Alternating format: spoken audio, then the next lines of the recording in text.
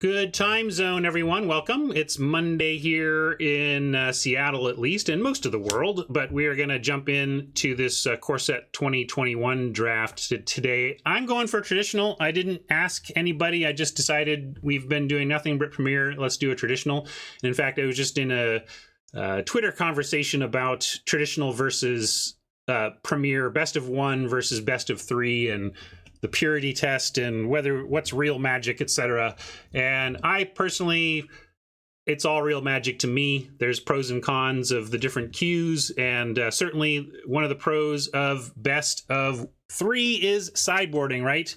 We get to take cards, keeping in mind that we get to bring them in games 2 and, if necessary, game 3 to try and thwart what we know about what our opponent is doing. It also gives you a chance to take in game 1, understand what your oppo is up to, and then try to not only answer their specific cards in the subsequent games, but really answer their specific strategy in the subsequent games. And that makes best of 3 very appealing to lots of players, and overriding the benefit of shorter matches, greater flexibility on when you play in best of 1. So it's for me though, drafting with you here, I don't need to worry about the short match length because we're here for the next few hours. I got nowhere else to be but with you guys drafting, so that's not really a factor for us. And I do want to mix it up and approach it and try to get everything we can out of this system.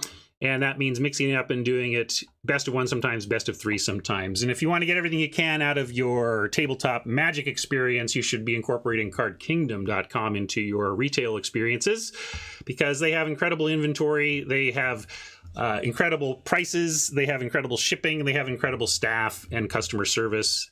They're incredible. I love Card Kingdom.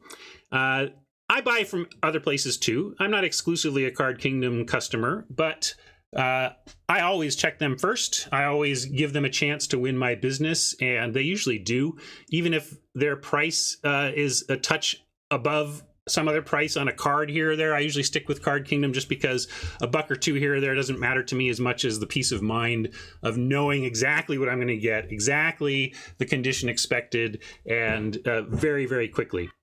So please check out Card Kingdom on my behalf, and always remember that you can do so via my panel down below. And another thing, maybe people that have different means right now, you maybe not be able to support my stream by going to Card Kingdom and buying some cards, or by subbing or donating or whatever. I get it, but there are ways you can help me out without spending cash, and that includes letting spenders you do know, Magic friends you do know, hey, if you shop at Card Kingdom, use this link and you can help a really great stream out, that kind of thing. So spread the word for me, and if you can't spread the dollars for me, and then the love will be spread as well. Awesome. Let's see what we got coming up. Pack 1, pick 1, closing in. Let's get some audio too.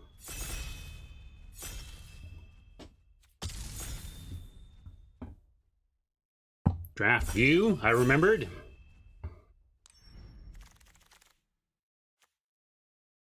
Got a artifact in the rare slot, and that's always nice in terms of color flexibility, but how good is this?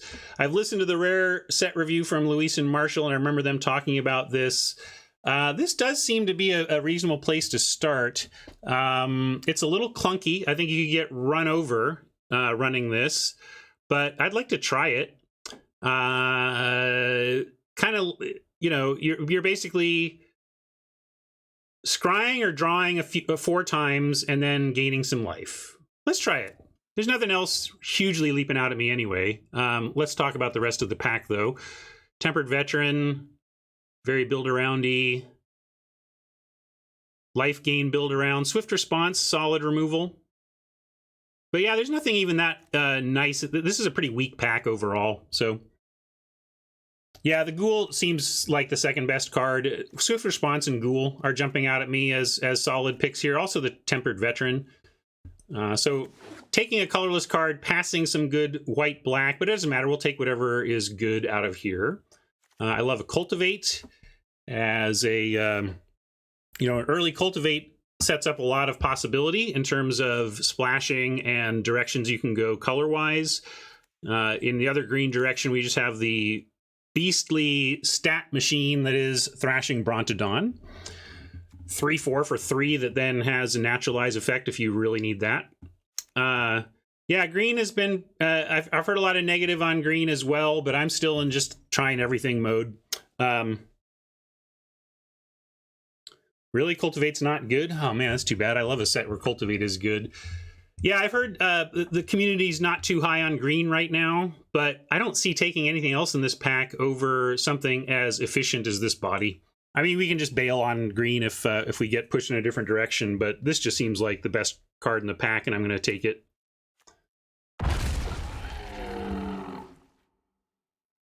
Bad deal certainly felt like a bad deal, and I don't want to take it here. We have Roaming Ghostlight. Zach says don't pass these. I'm not generally inclined to, really, and would be happy to pick this one up here. Capture Sphere is, as usual, okay removal. Super clunk, but you run it in blue. What else are you going to do? Maybe a Cliffs comes around. Kruzica says, is this the time to take the Replicator? No, I mean, Ghostlight is amazing. No, I mean, where I'm at on this is that I'm happy to take this in a very weak pack and see if we get there by the end, but I'm not looking to prioritize this right now. That's where I'm at on it. Maybe the community has elevated this to higher than that in conventional wisdom right now, but I can't see taking this over a powerful spell like Ghostlight. I'll take that thing after I get 7 Ghostlights, and then it'll be nice and reliable. Well, we got a Swooper. Let's see. That's not good enough. There's a Grasp of Darkness? Why is there a Grasp of Darkness here? Yeah, Rebirth is a fine card. I haven't played it yet, but it's a real hoop to jump through there. You think Fungal Rebirth is so good it should be taken over a pick 4 Grasp of Darkness? I think you got to take Grasp here. This is a signal. At pick 4, I think Grasp is a signal, and we're going to take it. And here's another Cultivate. We could swing back around on here and potentially broaden to multicolored base green.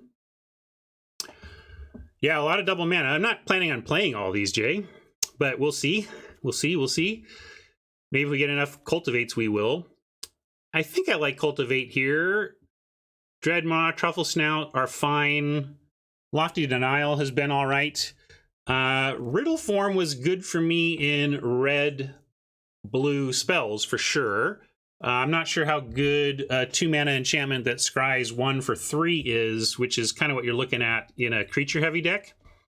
You're not on Cultivate here. What are you on then, David or Fenor?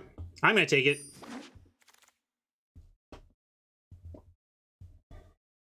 You can take a Sanctum and work towards that. Fetid Imp is solid. We could end up in a green-black grindy control-ish deck where I'd like to have an Imp along with the Grasp. I don't think any of the white cards are better than just taking Imp. You were on Dreadmaw, Haj? I have a hard time prioritizing 6-drops, even the good ones, just because, like, you only want 1 or 2 at most, and there's always seems like time to get them. What? Oh no, sorry. I thought this was the aura. Never mind. The one black made me think it was that flying aura that wrecked us in the pre-release. Yeah, Battle Rattle is a signal. We could just take this for... yeah, this is unplayable and limited, but is gems. We don't need to take gem picks on our account, but I would say that if you're on an account that consistently runs out of gems, this is classically the type of pack where I would snap up gems. In fact, I might just do it here on principle. There's there's nothing great here, and I do like collection building and setting the example and saying it's okay to rare draft, especially in that kind of context when, yeah, Protege is not bad. I'm not saying it's not. There were actual playables in the set, in that pack. I'm just saying that for anybody who runs out of gems, that's the kind of difference in power level where I'd say go ahead and take the gems. Anyway, let's see. Library Larcenist is pretty good behind Ghost Lights. Again, feels like black is what the table is telling us, but I don't see anything. I'm going to take Portcullis Vine. I'm going to take the Larcenist. I know it keeps us spread in colors, but I'm trying to draft the hard way a little bit here and try and be open. This is our terrible opening pack. There was nothing really good in here, so we'll take a Vine. In a black-green deck, I could see that having dead creatures on command could be very good for the morbid mechanic stuff in the set. It's not labeled as morbid, but basically there's a lot of if something died triggers in the set.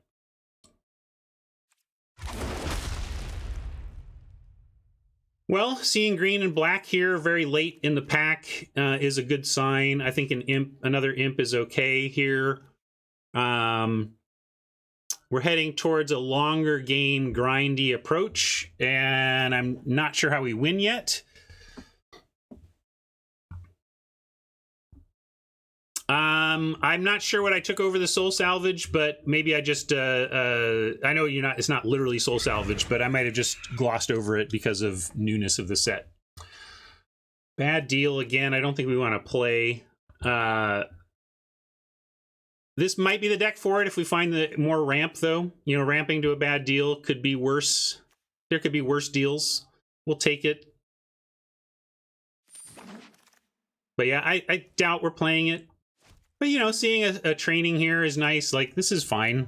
It's not amazing, but turning a Fetid Imp into a real flyer is interesting. This is, yeah. I have a hard time with combat tricks that only +1/+1 feels like it's not doing enough. But it does, I mean, it gives Death Touch, but if I'm trading off, then that's a 2-for-1, and I don't like that.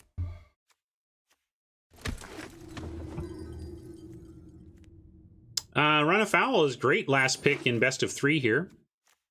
Unfortunately, Peer into the Abyss is a terrible card, despite it being ostensibly in one of our possible colors. This is a really awful pack, though. This is another place where I think if you were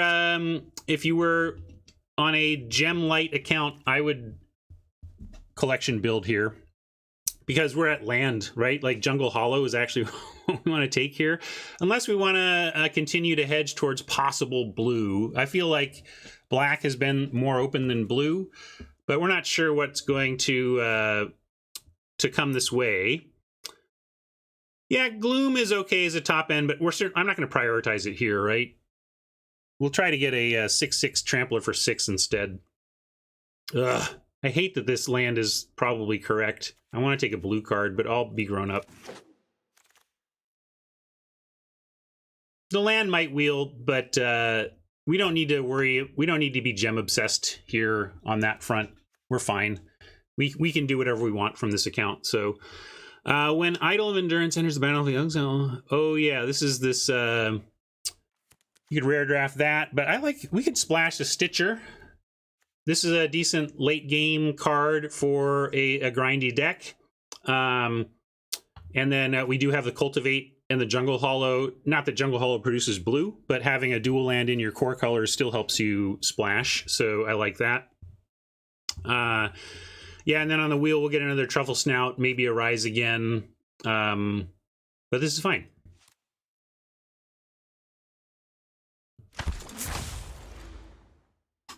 Another Bronte. Do we like that over Rise Again? Yeah, we're not really. I mean, Rise Again is a thing. You're trying to bring back 7-drops and stuff. We're not really a Rise Again kind of grindy deck. More of we're not a life gain grindy deck either. So another Bronte here. That's fine. I can't remember if we've tried 3-color. I don't know if you mean like pure 3-color or have we splashed. I'm pretty sure we have splashed. I don't know. I don't think we've played pure 3-color though. Rousing Reed. Making a flyer out of one of these on the splash could be good. And the looting could lead to a Rise Again situation. But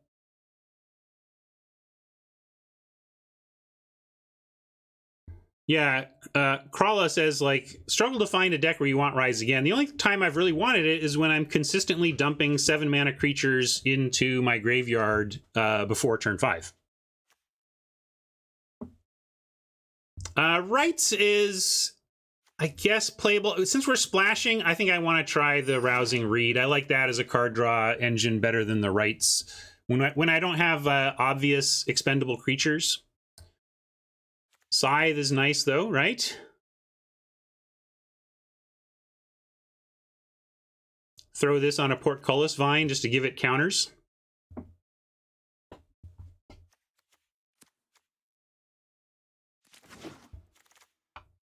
Hey, Temple is a rare draft, and it's exactly what we need to support the splash we're looking to include. Palladium Mirror, though, hyper powerful for ramp. Thing is, we're not really ramping. Like we're potentially splashing here, but right now I don't know what we're ramping to. So between the gem, the gem value and the lack of ramp for the mirror, I'm just going to take the rare. Yeah, we'd probably run it anyway, Hat, but obviously it shines when you have something to do at the high end, right? It is hyper powerful if you have something to do with the mana. Yeah, jumping 2 mana. In actually, you probably just want the Death Bloom here. What's this? Oh, is this any good? It seems like it could be good, but I think we just want a Thallid, right?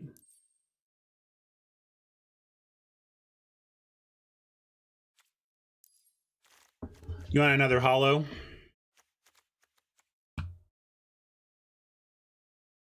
I think I'm going to take the Thallid. Gotta eat your Thallid.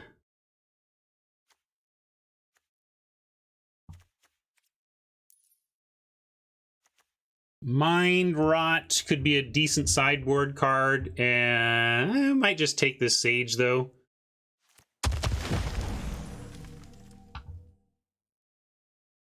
And if the table wants to give us the gems, we'll take them on the wheel here. That's kind of funny. Somebody was like, take the gems, pick one, you'll wheel the land. We took pack 3, pick 1, or pack 2, pick 1. But I don't care about, like, I'm not sower for Reanimate. Like, I don't know. It's not that important to me. We'll take the Rise Again. These common 7-drop Reanimate potentials are all kind of interchangeable to me. 2-drop that has Flash seems more like what this deck is looking for with the Scythe and whatnot and the training than this Lurker. Since we're not, again, really doing Rise Again.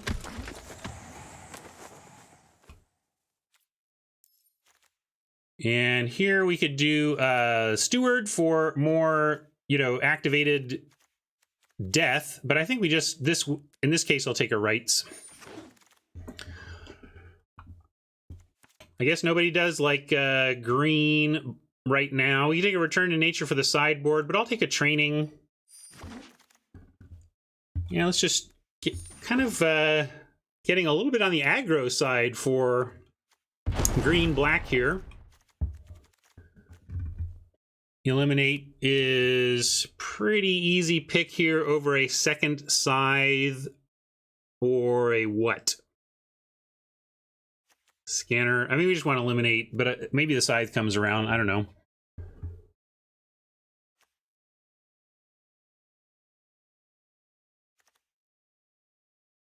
Fenrir's afraid the plan we're in is weak. Yeah, I like a second Scythe too, but you know what I really like? Removal. I really like removal. Is Eliminate premium removal? I think it is, because it's CMC 3 or less. Like, if it were 2 or less, that really takes a hit. But getting 3 CMC or less, this is going to do the job you want it to do, which is control the game early. With 3 trainings, I'm liking the Pteranodon because we can make it a self 4. But we can also take the passage. It helps with our splash, and we can try and wheel this. The table doesn't seem interested in green, although this is the only green card here. We really set up, I mean, we can just do the blue thing with this passage, though. I like the dino. I'm going to try and wheel it and be somewhat greedy, but this is playable gems. You know I love me the playable gems. A lot of red in this one. Another grasp, though, is easy peasy.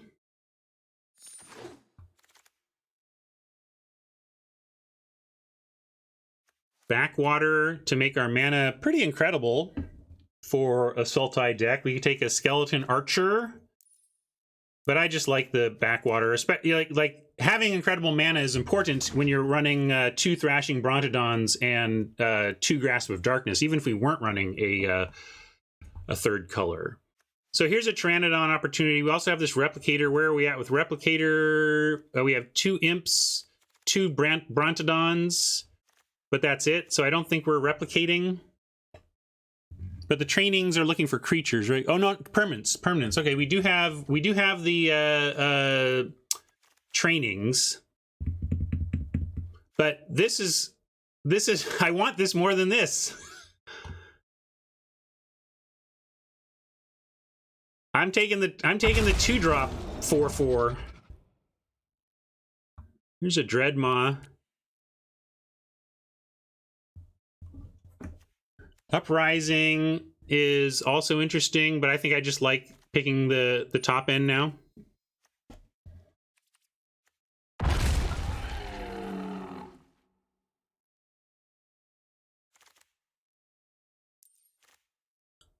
Well, this isn't the scythe that we passed, but we could take it here, or we can take a Pteranodon number 2, try to wheel the second scythe. What do you want to... What should... I really like this, but I think we're going to get the other one. If we get another scythe, though... All right, I'm going to take the scythe, but I'm not 100% on that one. Another land. Are we putting too many tap lands in at this point? Because we are trying to be a little bit aggro here. Because we could just take an archer and a skeleton instead. Well, looks like I ran out of time. I guess we're taking land. I don't know if we play it all, though. Blood Glutton as a medium 4, a medium 3, and a medium 5.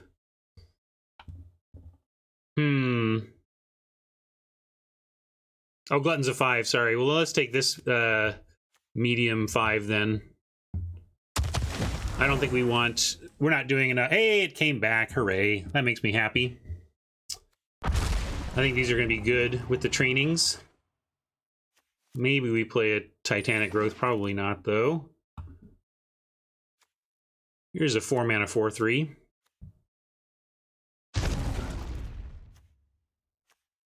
I think we're at least playing Stitcher. Seems pretty free. And I think I like the Rousing Reed a lot as well. We'll see about the other stuff. I don't think Larcenist or Ghostlight are being played, though. Oh, I looked up and... do we want that? I don't think we're playing the Lurker. Probably wanted another Vine. I tried Bad Deal and it felt like a bad deal. I like Bad Deal out of the board. I think there are matches where you're going to want to bring this in the same way that you do that with like a discard 2, like a Mind Rot. But I don't think we want to start Bad Deal. But we can keep it in mind because we're in best of 3 land. Yeah, that is a little surprising. I guess red was maybe more open, although there was one pack that was just stacked with red, so maybe that just ended up pushing the red real hard.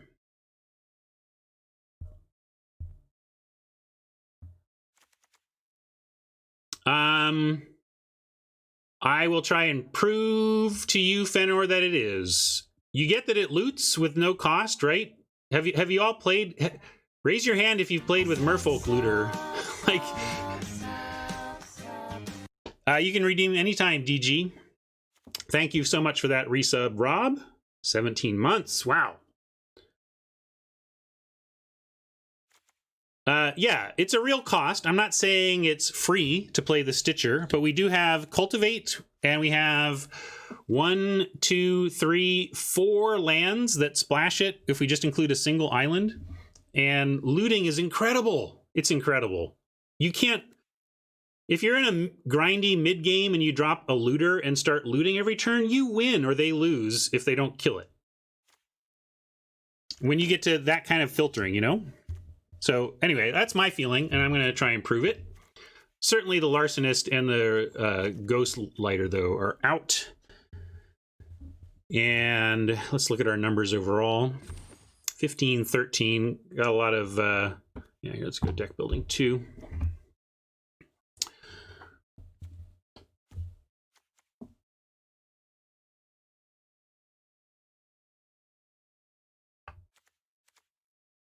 Let's cut Rise again. If we bring something back from the dead, we'll use the Stitcher.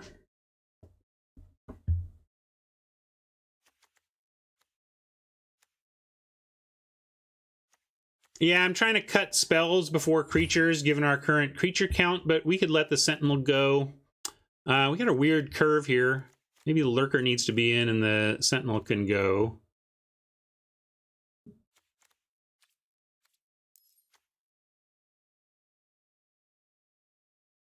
Giant growth, yeah. What else we got? Again, I kind of like the Rousing Reed. Making some of this green stuff fly is decent. We could cut a training. Got a lot of trainings here. Although it does, you know, it's doing the thing with Pteranodon. We can cut one of them, though, I think. Scythe also does the trick with Pteranodon. We cut a Portcullis Vine. Yeah, Cultivate is less needed, right? Because we got there on tap lands. We with Fabled Passage, we still need to run a single island, but we did get there so heavily on blue tap lands, we don't really need the Cultivate. I agree with that.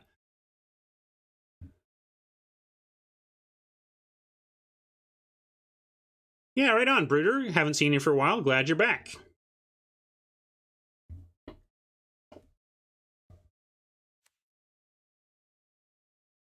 Eliminate on the box. Let's maybe cut Village Rites because we have other things we're doing to draw. We have Stitcher and Rousing Reed. If we're going to do that splash, we don't really need the rights to draw cards. We don't need 2 Sage, but we don't have a lot going on. And I'm not sure what else to put in. Like, I want some big end. Like, this top end is making me wish we did take that Dreadmaw. I can't remember what I took over it. It was some other green thing, right? Can't remember now. No, maybe it wasn't green. Or maybe it was like, yeah, maybe it was like Cultivate over Dreadmaw or something like that. I really wish I had a second Dreadmaw right now as the bottom line over a second Sage. But you go to battle with the cards you ended up with, not the cards you wish you had taken. And we could do something. This is where, like, we could run Forgotten Sentinel just to have a 4-power creature that comes down a turn earlier. But with the looting, these will be a 4/6 vigilance a lot of the time. So if the Stitcher's out, so there's that. Let's just try this. We got a deck here, and I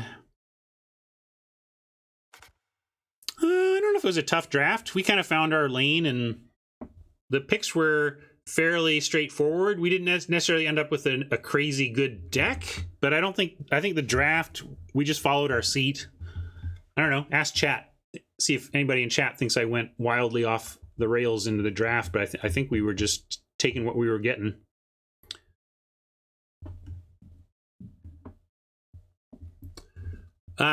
T-Rex asked why cutting Cultivate, and I was saying because we don't have much we're ramping to, and we don't need it to fix the blue. But it is a 2-for-1.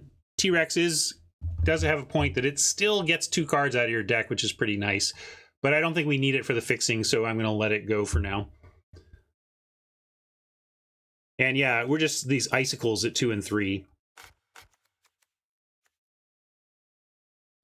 Nope, I won't do that. You wasted your money. You wasted your channel points. But you can pick one style of land.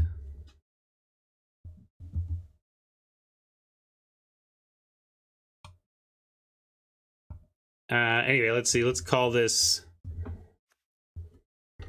In Stitches. Get it? In Stitches. How's our land? We have, let's count our green sources. 1, 2, 3, 4, 9 green sources, black sources. 1, 2, 3, 6, 9. 9 green, 9 black, and however many blue seems good.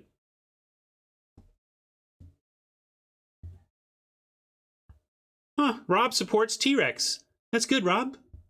Now, what single land would you like? I'll choose.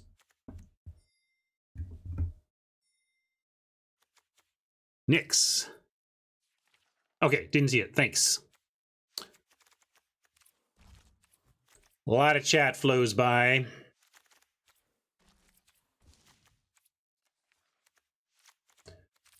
Yeah, when I go back and cut my video, I always see like 500 comments that I wish I'd responded to. But you miss a lot when you're streaming.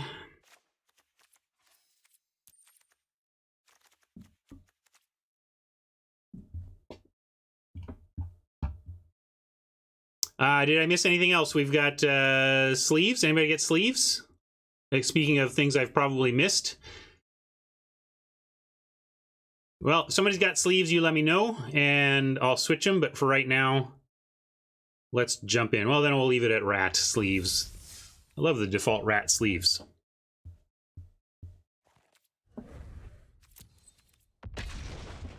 All right, let's go to Battlefield Right. Let's get the info correct. Best of 3. Feel like I haven't played best of 3 in forever.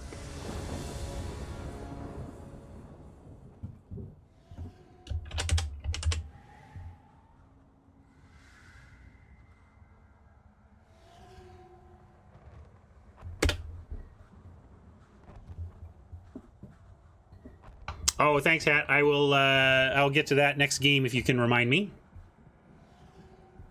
Oh, good question. I don't think anything did, Oil Can. I'll have to look into that. Nothing to do super early here, but our deck is loaded with plays on 1 and 2. And we have Fabled Passage to find the green, and we have Grasp for anything. It's not doing a lot though. Still, can we throw this back? This is close for me, just because it's just not doing that much. But we do get to Fabled Passage also thins our deck of land a little bit. Yeah, okay, I'll just keep and draw a 2-drop. Fair enough, G-Pick. That's what we're gonna do. Draw a 2.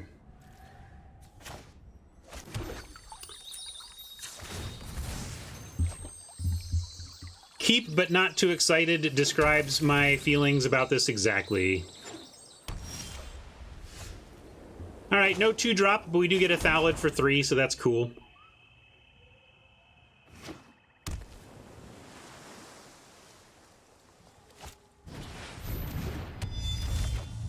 Oh, you're late, Tome.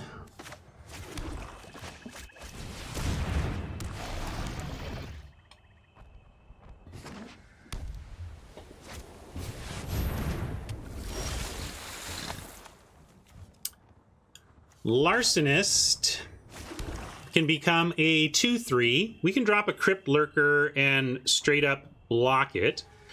Yeah, Tome plus Grasp is interesting. I think we let them... I think I play the Tome and I let him spend time putting the short sword on the Larcenist. which they would have to do for it to get through the Thallid. Although I could just attack with the Thallid, and they probably still hook up the Larcenist anyway. But I think I'm going to leave the Thallid back to force the equipment. And by forcing the equipment, we then kill with Grasp and hopefully deny them a little mana.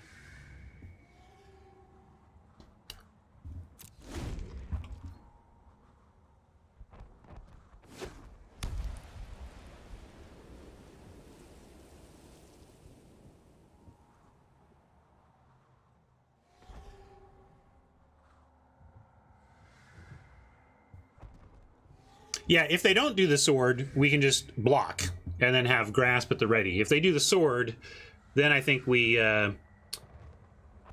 Grasp pre. Oh, Cardboard Live is probably working. I just don't have it loaded. I did a restart. Let me take care of that. Thanks for the reminder.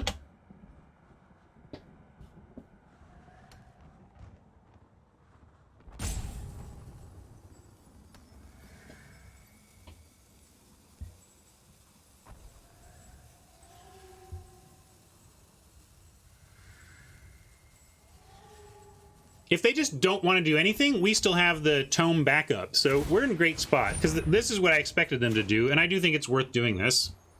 They could have, what's it, Fate, the +1/+1 counter pro. Hopefully they don't, we'll see. Ah, there it is.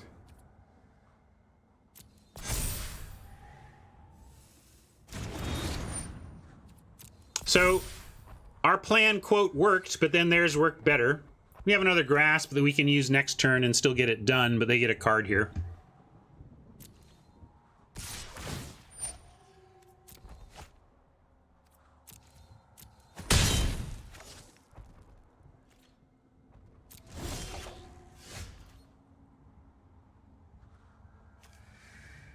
I'm going to go for training over activating the tome here. Try to find a land. If not, we still have Grasp.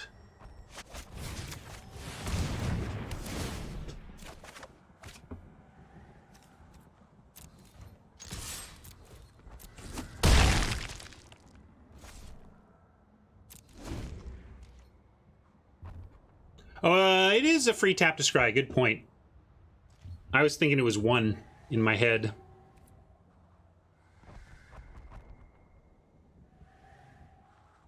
Oh, let's do this. Actually, I should have killed it on their turn. To be stupid if they have another Fate. If they have another feat, I'll feel really silly. So I should have done this on my turn. And this is, honestly, this is the type of little slip-ups that I make streaming that I don't think I would make off air. You know, I would have just taken this out while their shields were down. But let's see if it costs us or not.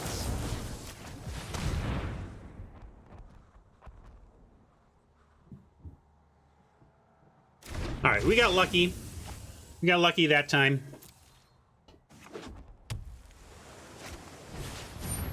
And in this case,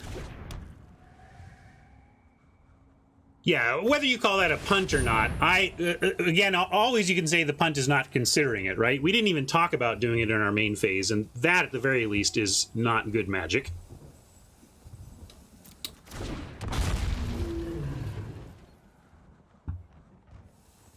And because we could use some land here and find our blue, I am gonna I'm gonna use the scry ability on this.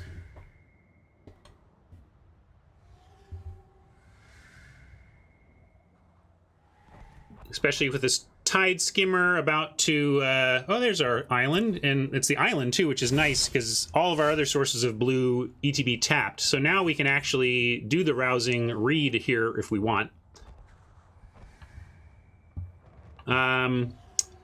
And maybe we want to draw a card to give us something else that we might want to pitch to the rousing read. But then I do like making a 5/3 trampling flyer. Of course, they will be able to make a 3/4, but they'll have to block it at that point. And we'll have gotten all of our cards back out of the read and the training. So it's not like we're getting 3 for 1, even though it might look like it.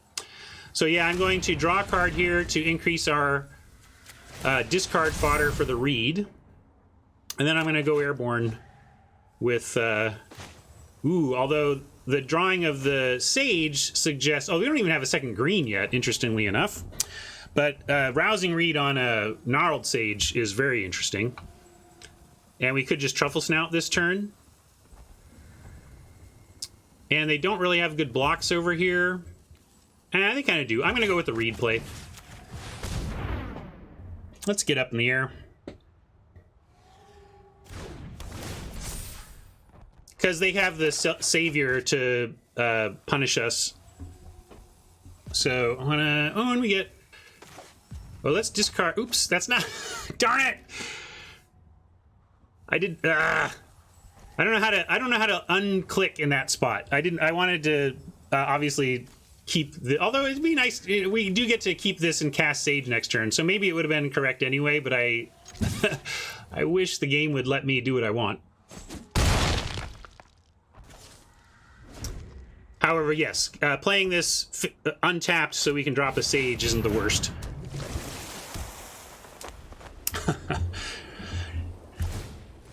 Ice, is that you, D? Is Dionysus coming back as Ice Baron?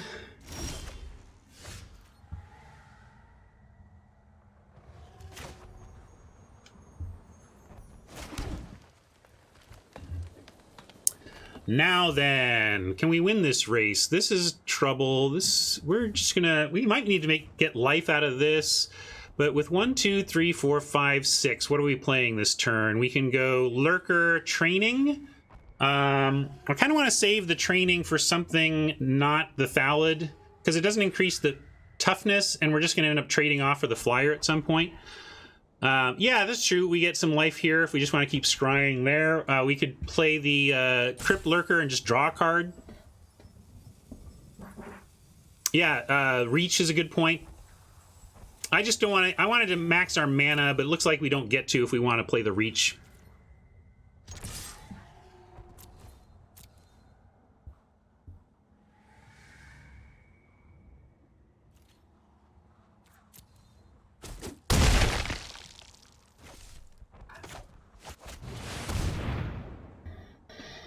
Two mana available. Worried about a counter there, but looks like we dodged it. I mean, scared of a counter, sure, Kruzica, but we're not casting our spells out of fear, right? We just got to do it. Make them have it. Ooh, does that just kill us? At 13? At 13, we're not just dead, but that's pretty powerful. I haven't seen a good use of Frost Breath yet in the format.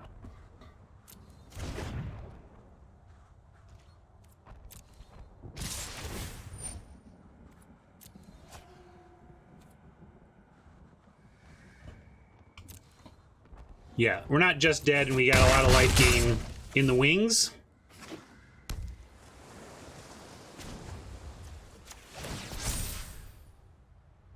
Yeah, I'm going to keep scrying because we want the life here as much as anything, and that's a good scry. We don't need that right now. Thrashy B could take out that short sword if we thought that was the key to everything. But actually, I think the key to everything here is going to be like Truffle Snout. And yeah, we could get some... We could just draw... We could play Crypt Lurker and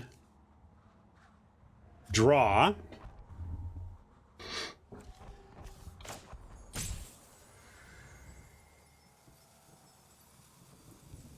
I think I like Crypt Lurker... Draw for the life. You wanna play this Snout now and then sack it to the Lurker? Yeah, that's true. We can just get the life and then sack it. All right, I'm in. Let's do that.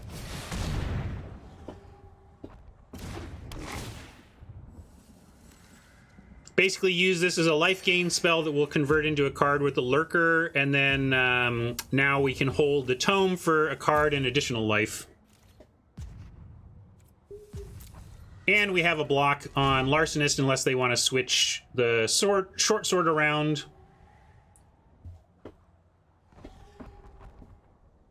Which I guess I would do if I were them. Uh-huh. Now they don't need to do that because our stuff is all shrunk.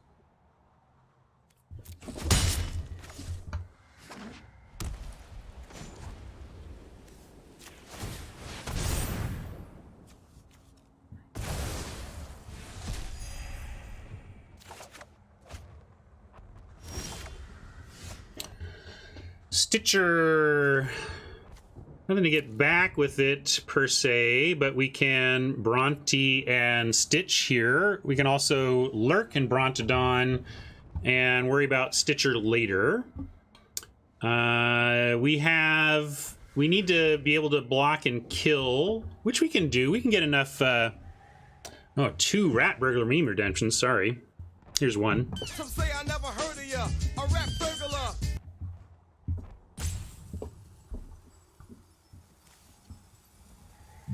Yeah, Bronto kills the sword, but I don't know if killing the sword is actually what we need to have happen here, as opposed to having a 2/4 on the ground blocking. So I'm going to go Bronto and Stitcher. Or Bronto Lurker, not sure which yet. If we go... let's just go Lurker. And we'll get the Stitcher going in a minute.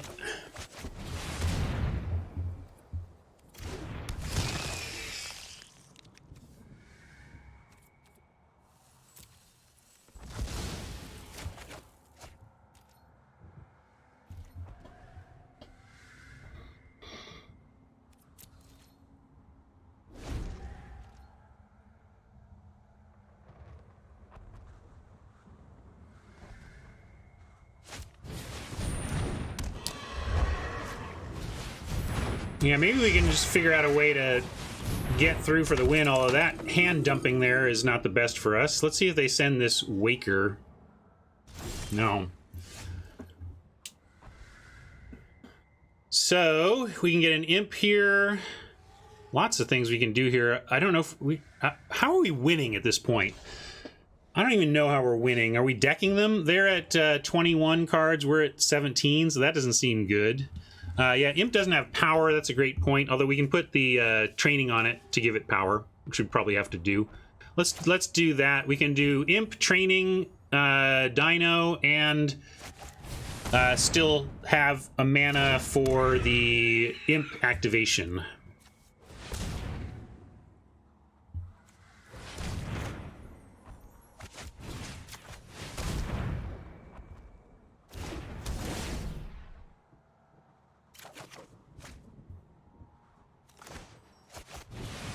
Gonna hold the backwater to loot away to the Stitcher. But we do have win the game problem. Kill with a Luftwaffe. I don't know what that means.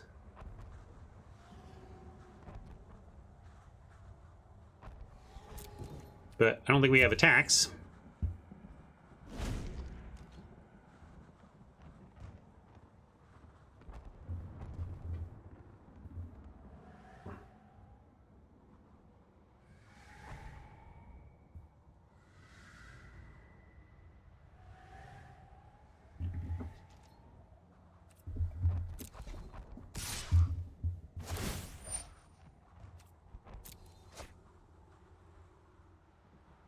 I'm going to throw the Lurker in front of the Larcenist as kind of the least important. I guess Pteranodon is a little less important, actually.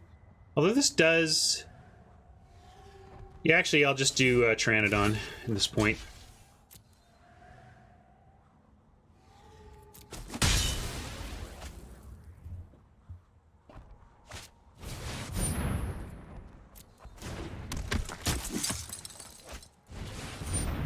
Solid. Oppo drawing gasoline left and right. We less so, but we can find some gasoline with our Stitcher.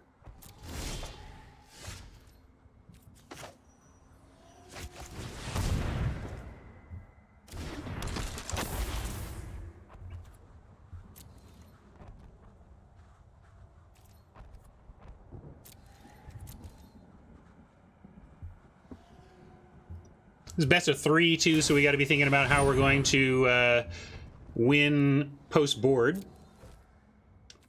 We have one CMC 3 or less removal spell, but not anything for the Waker.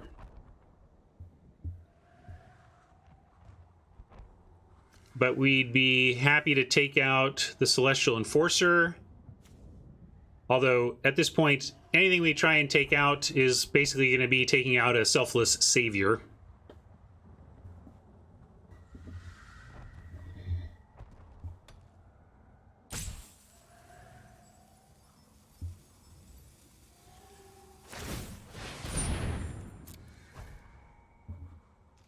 If they go aggro here, they give us ways to potentially come back. I mean, that's interesting, because now I feel like if we find the removal for this Pegasus, we have a chance to get in for some significant damage.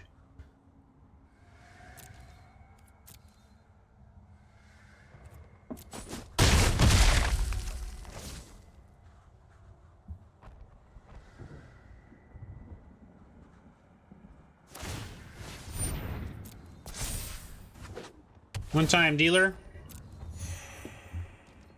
I don't even know if it gets us the game or anything, but it'd be something. There's also a Swamp. Here we go, trying to make use of our looting power. There's the Eliminate. Might save the backwater in case we desperately need the life gain. Why not bounce Pegasus on Gnarled Sage? Missed it.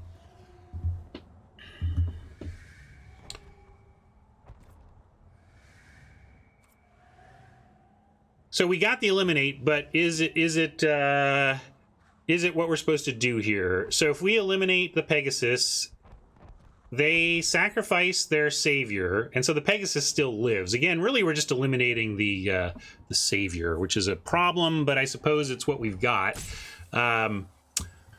Maybe we'll try it, and then if it works, if they don't notice or they screw up, okay. But I'm expecting that we're just eliminating a savior here. Yeah. I don't think we have any other removal. I think that kind of basically makes it. We have, yeah, that's it. Got a couple of scythes that could maybe make something big enough, but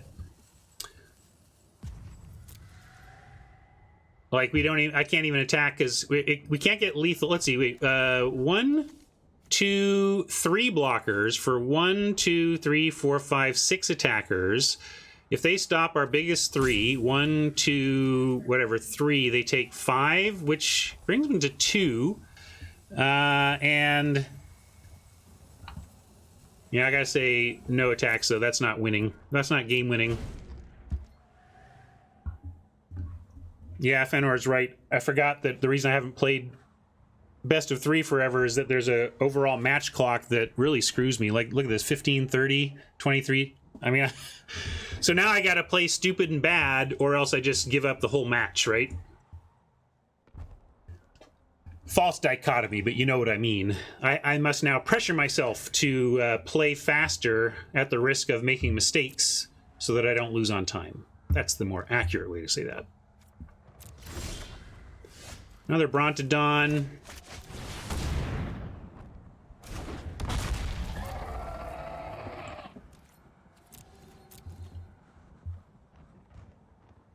I'm gonna loot at end of turn here.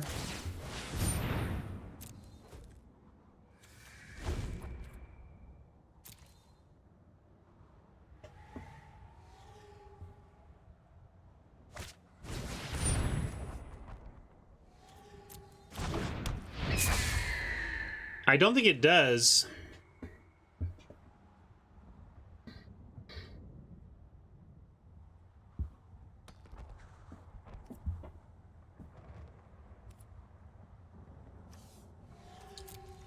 We only really have creatures. Like, we have 2 scythes.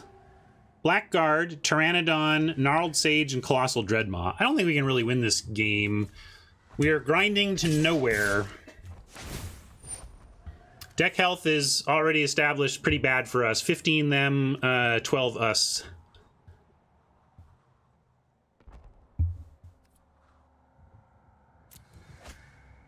But if they keep drawing, I suppose, maybe.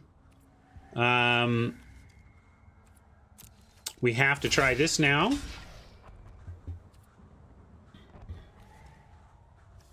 And although we could, like...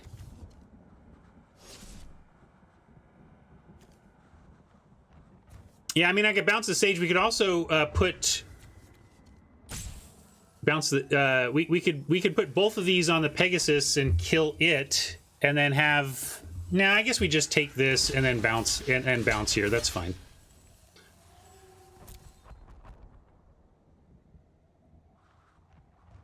Yeah, that's true. We can Bronto the sword. At this point, that's probably a good use of the Bronto.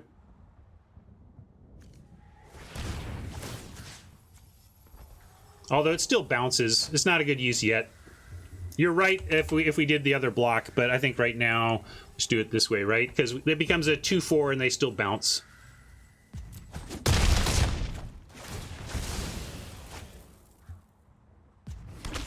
Fenrir might be right. Might supposed to be just scooping this.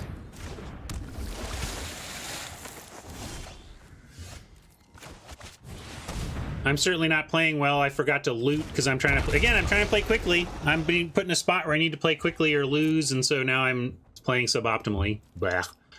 In fact, I'm just going to do this now before I forget again.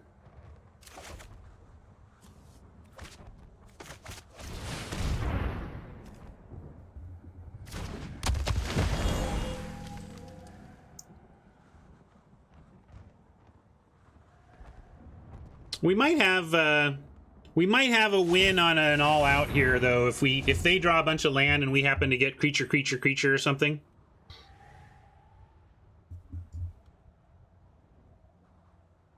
I'm going to give this another turn or two here, and I'm playing like this isn't using up my clock right now, so I'm just being super fast on the clicking here. I'm not going to scoop the game. I'm just going to, but I am going to potentially play to I might make mistakes in the rest of this game because I'm really trying to play quickly. And when this opponent's turn comes up with a button to click, I'm there for it, you know? Yeah, now it just might mean that we should scoop because lifelink is going to throw off that math a bit. Although it just puts him at a virtual 9. It's not like the Acolyte gives the things it's putting counters on lifelink.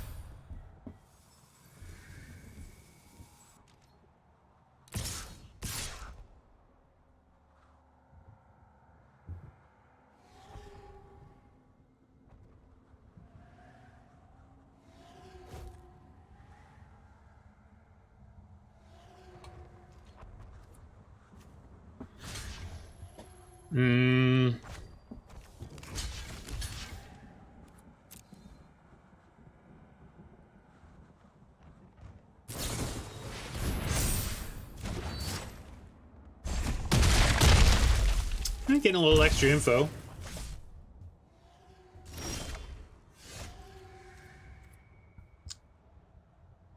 All right, I'll scoop it up. Although, yeah, see, I don't know.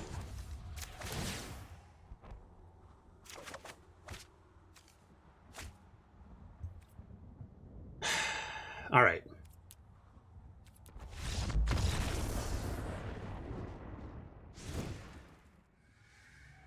All of that, all the total game clock I used between people crying for me to scoop and actually scooping there was probably 10 seconds.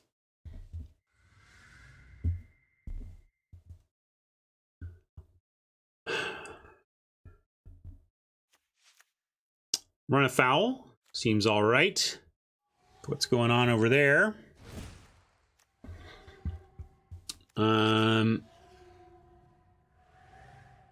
Maybe for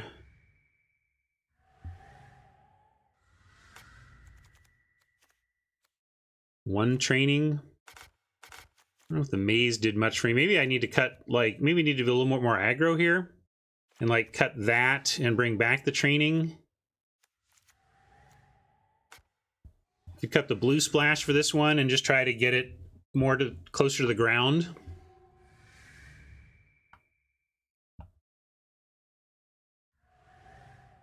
Yeah, I was thinking of that too, Fenor. Like, again, Titanic Growth, bring that in, and the Rousing Reed didn't hurt in getting up in the air. But yeah, let me, let's... Actually, we can take a Temple at half.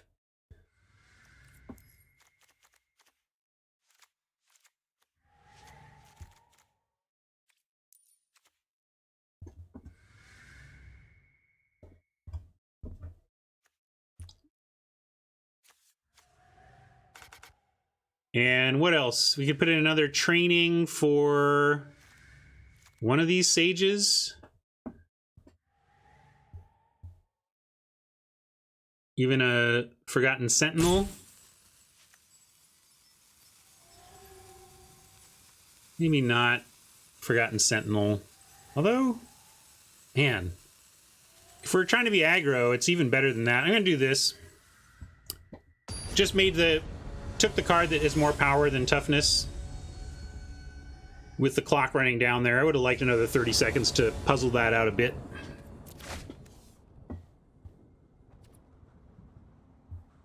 Keeping here, hoping for something to make this attack quickly.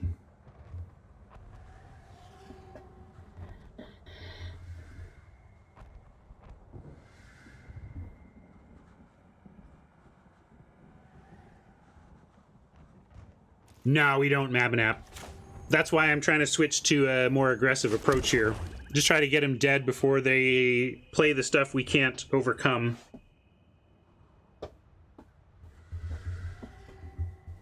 Yeah. 4 swamps and 2 grasps.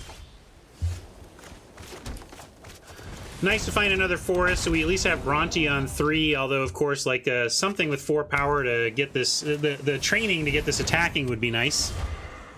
No such luck.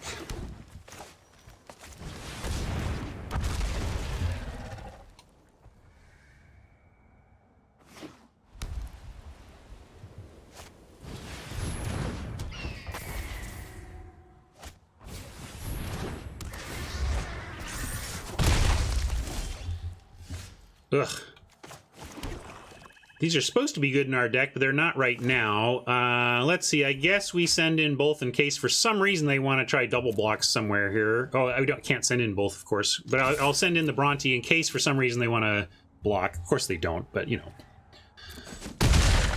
And now we're going to grasp this thing and Pteranodon. Really need something to hit 4 power here, and if we can start turning these sideways, I like our chances.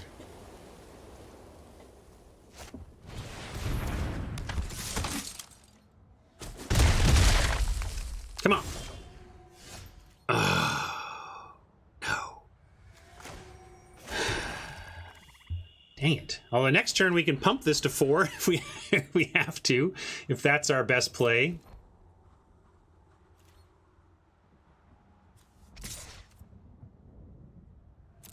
Oh yeah, there's great reasons. Oppo has shown us multiple feats of resistance. Do not mess around getting cute with instant speed removal against white decks. Feat of resistance is incredible and will blow you out.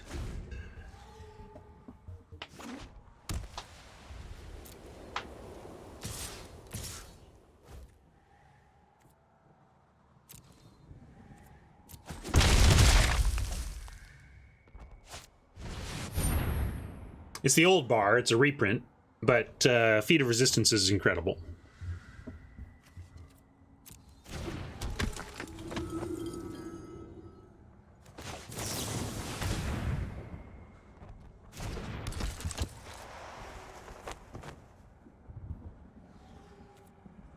Probably since Khans of Tarkir flip.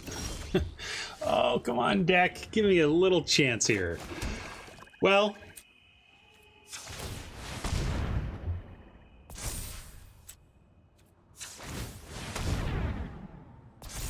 it's what we've got.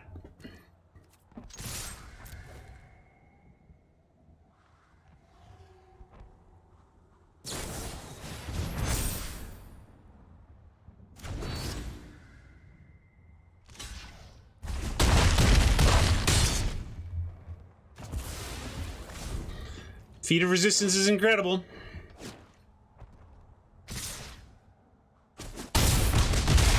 Wow. Bold attack. So, they must assume that we're going to be very unlucky and draw nothing but lands and have nothing to get our Pteranodon into attacking range. Or maybe they have something for the Brontodon, but this sucks.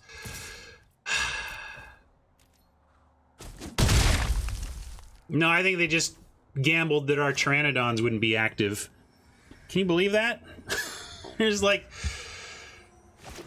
I don't think you're going to have anything. Well, you were right, Oppo, but that was quite the risk.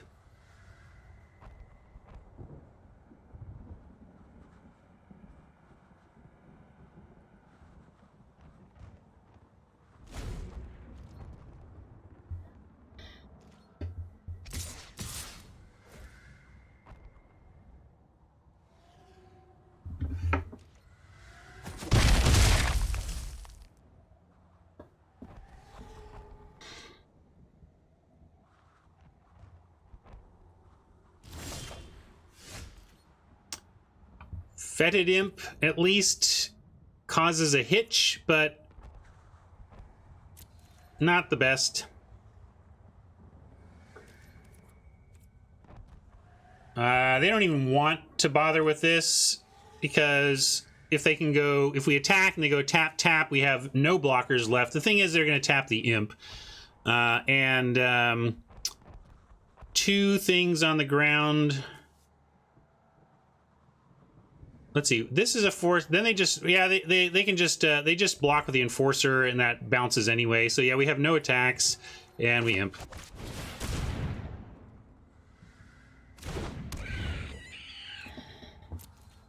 Come on, deck, give us something useful. Take us to game 3.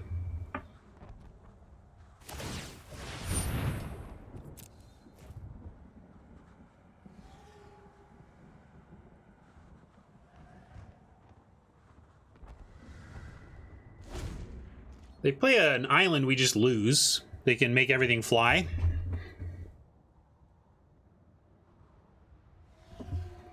G-Pick has the out. Training into Grasp would do great work for us, assuming no additional feats of resistance from Oppo. Feats, don't fail me now.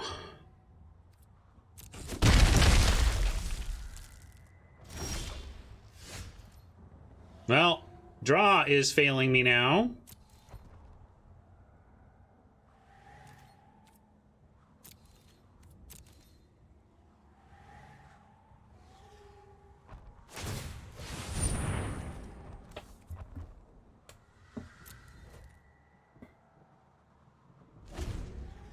I'll put a full control bluff on just to try and do some sort of disguising, but we'll make him do it. See, look at how I'm thinking about it, Oppo. You don't want to attack there. I'm totally going to get you with my instant. Oh, but I have Imp, so it doesn't matter.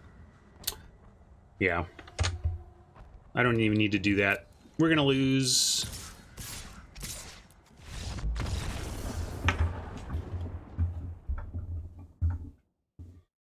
Wow, I have not had any success in this format on stream so far. I'm 5-0 with the deck I was playing this weekend, but I can't seem to catch a game on air.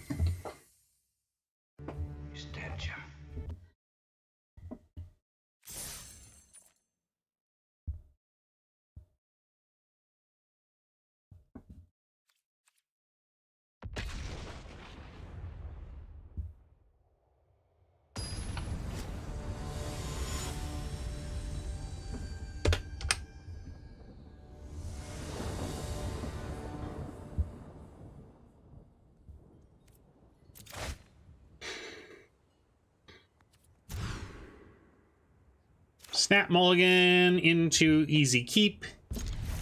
What do we want here, though? I'm gonna...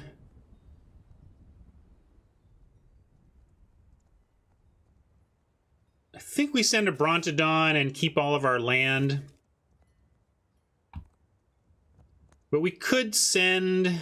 Yeah, we have to kind of keep all of our land because it's all of our colors. I mean, we could send the forest back. But then we don't have 2 green. It's got to be a Brontodon. Only choice.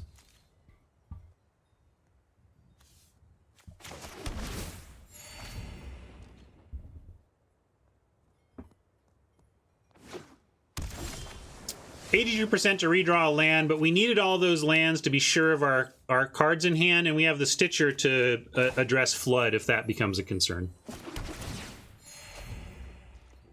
Yeah.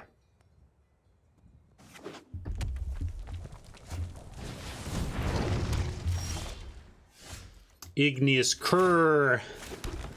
We're going to thrash around here.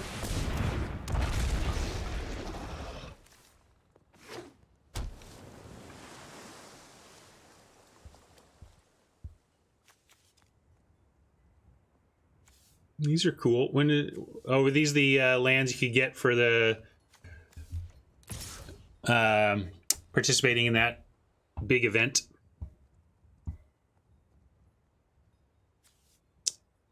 So what is this attack about? It pumps to a 3/2, which is not enough. So they pump 3/2, and then they do the blue rookie mistake, or they just have +3/+2 first strike. So +3/+2 first strike. We just say no blocks. We can race. Go ahead, use your mana, or hit us for 1.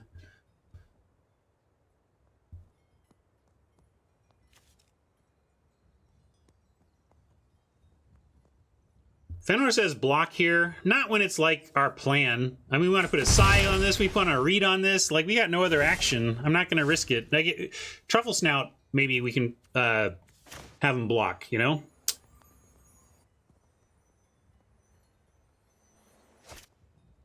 And here, are we scything it up? Probably not yet. I would say we just Truffle Snout here after an attack.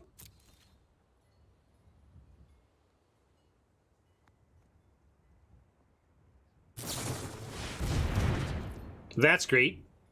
That's fine by me.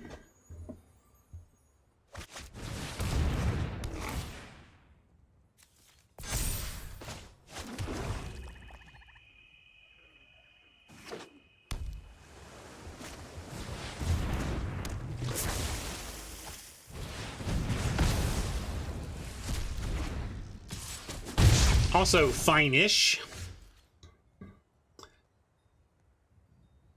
I like just Stitcher Scythe here and then figure everything else out next turn. Probably going to throw a Rousing Read on Brontodon depending on what we draw.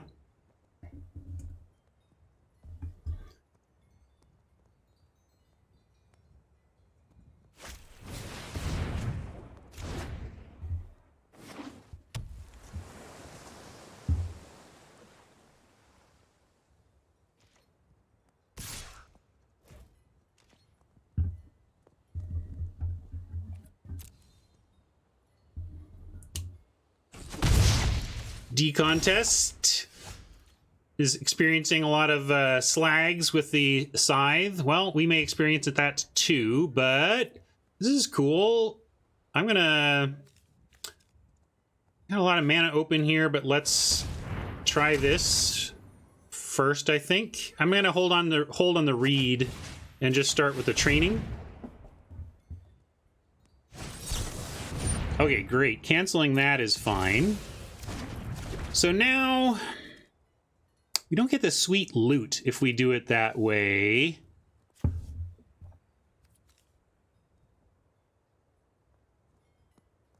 Oh, we do. It draws 2. Yeah, let's do this then, because we might even get something that we want to stitch away. I'm going to do this. This is better. Yeah, and then we can pitch Passage.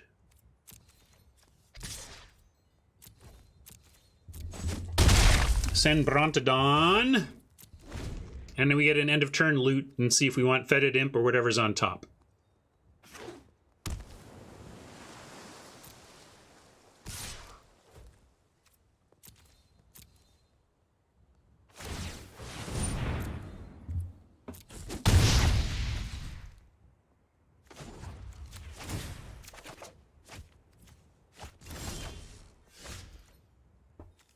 Nice.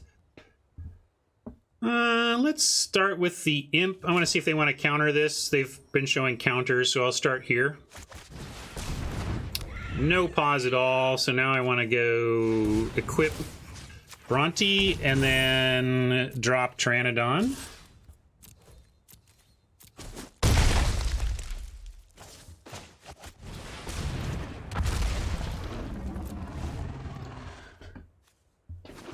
It can be hard to do, but in a deck with reanimation and a Stitcher, like self-reanimation in the looting, you kind of have to go for the loot here, even though it's self-mill.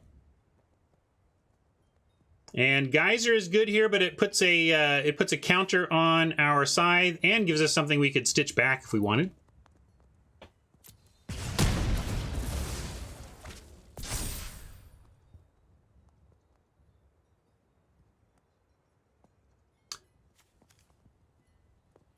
Oh, I see, yes. Hat was saying, remember, if you're going to sacrifice a creature for an effect, put the scythe on it so you get a counter on the scythe.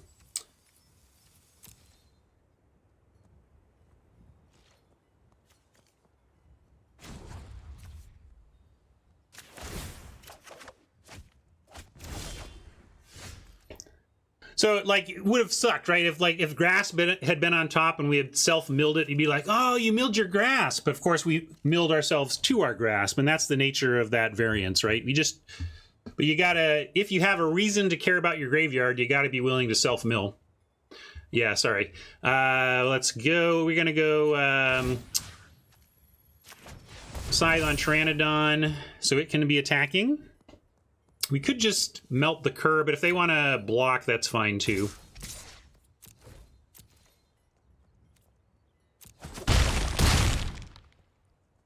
And normally I'm like kill main phase with grass, but I don't want to kill either of these things particularly right now, so would rather risk it and hold it up.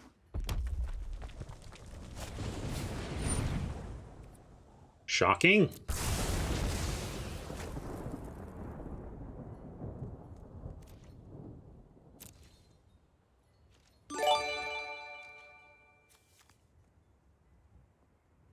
So I could loot here, but I can also just bring back Bronte. And it's not lethal, though. If it were lethal, I would just reanimate now. But I'm going to loot instead.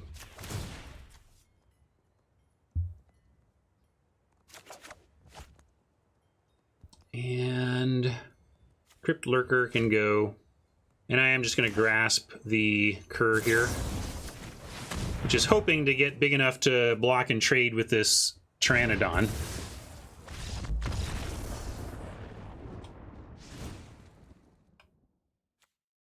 Hey, I won a game, everybody. It happened. All right, blue, red, spells, removal. A lot of removal, a lot of spells. All right.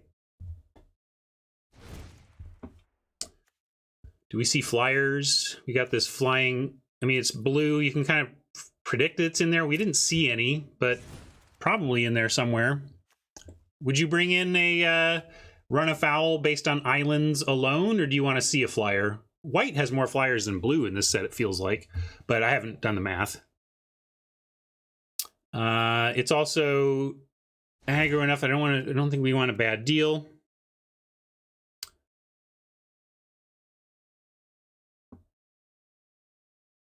Hodge wants the village rights. For what, Hodge? I kind of want this other training in.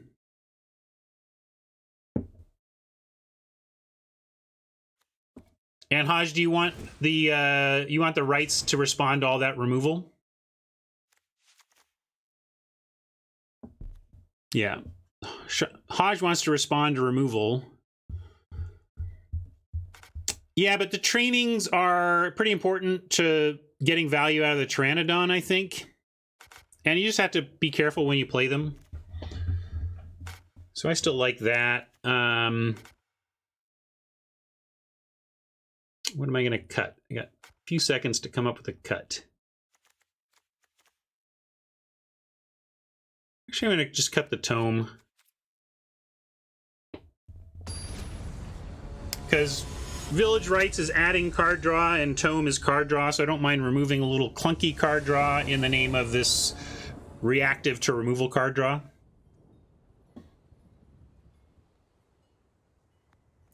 Yes, only exposed to 2-for-1 on cast, but given the instant speed removal we saw, it's a real concern.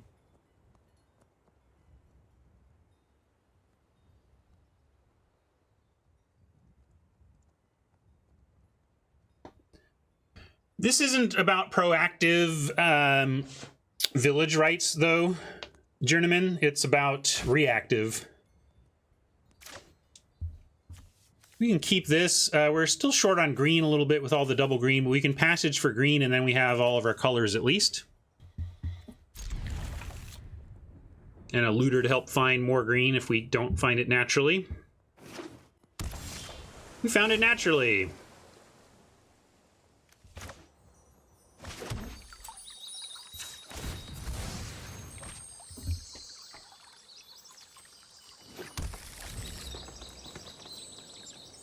Could have gone backwater and tried to play passage for untapped passage, but I also like thinning the deck early. With the ability to play Blackguard and Scythe, though, we're going to hold on the backwater for now and just drop this.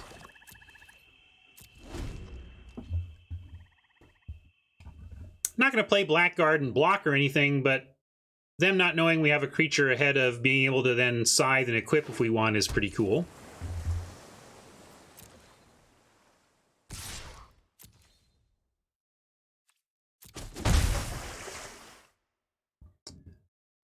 We actually had this discussion. Both are acceptable. I say Blackguard because that's what those words are.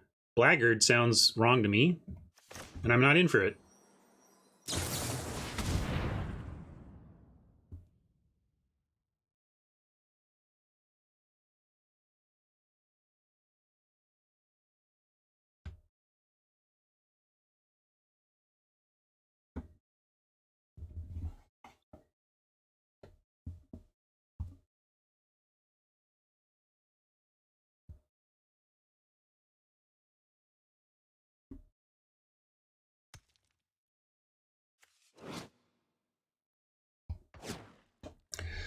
Wonder what Oppo's thinking. If they need, maybe they're wondering if they need to cancel that or not. Nope. Let's see. We could do, yeah. We could play the backwater and the Scythe, but I would rather just drop this forest and get the Truffle Snout down.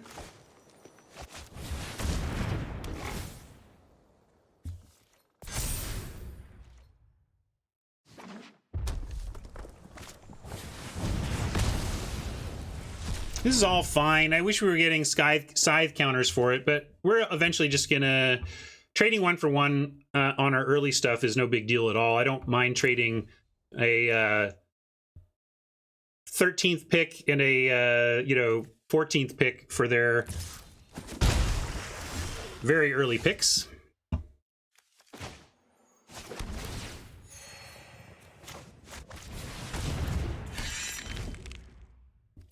Maybe Shock's not a super early pick. Yeah, on this one, no counter. On the other one, there would have been.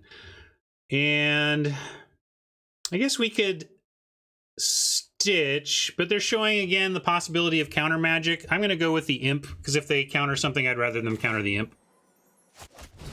And the Imp can wear a Scythe pretty well anyway. There we go. You got it. Cancelled and doxed. Don't think I love eliminating that Arcanist, although this is a limited spell. It's not like it can get a lot of their big stuff. Or any of their big stuff.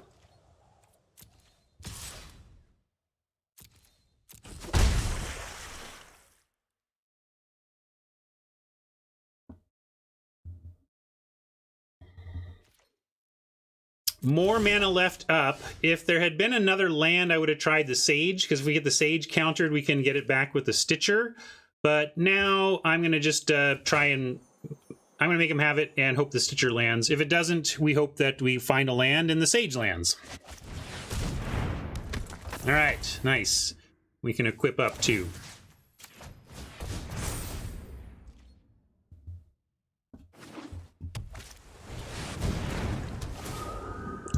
Good, powerful card.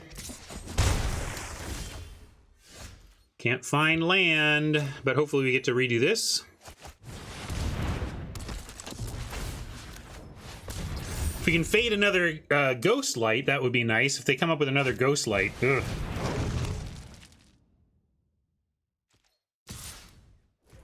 Well, they're sending it in.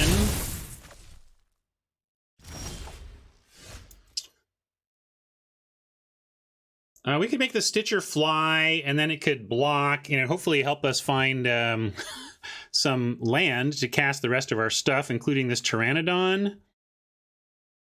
So I think I like Rousing Reed, looking to turn this into a blocker before our life total gets super low, since we can't eliminate the Ghost Light with our removal spell.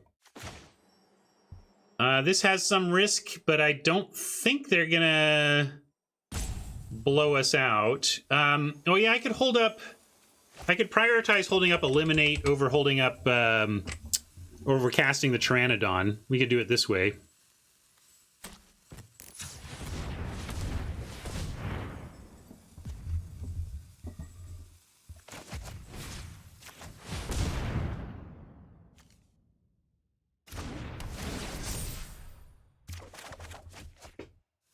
All right, there's our land, and we want that.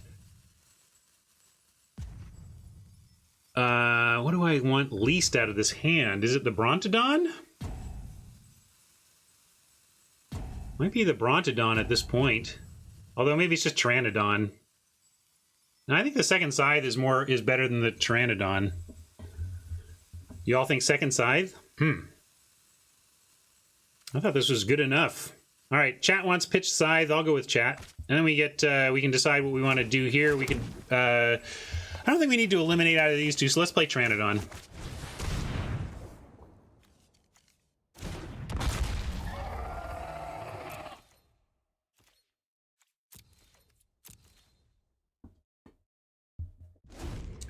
This is a blocker we could trade off for the Cur if we want. And at 13, thing is, we can just eliminate it after they pump sometime. If they want to spend all 6, they could deal 7 to us. That's a lot, though. Let's just go ahead and make the trade.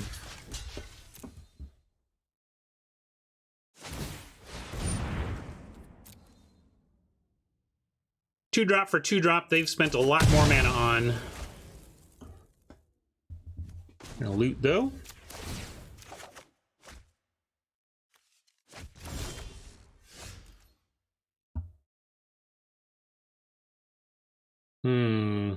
Just gonna go Sage and try to be on D.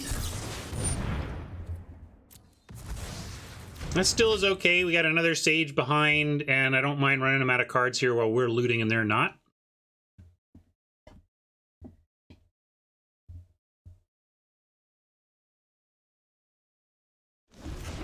I don't like being shields down with the Village Rites. We kind of liked it in the deck because of the removal they were showing, but so be it.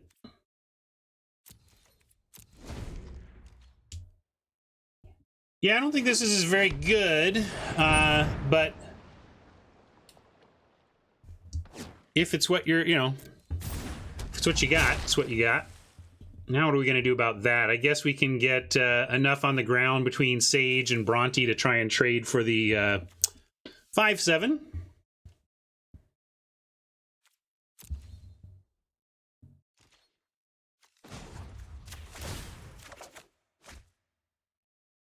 This is a 3 power that also serves to trade, potentially better than that. I think we don't even need the Village Rites here. I'm going to pitch the Rites now.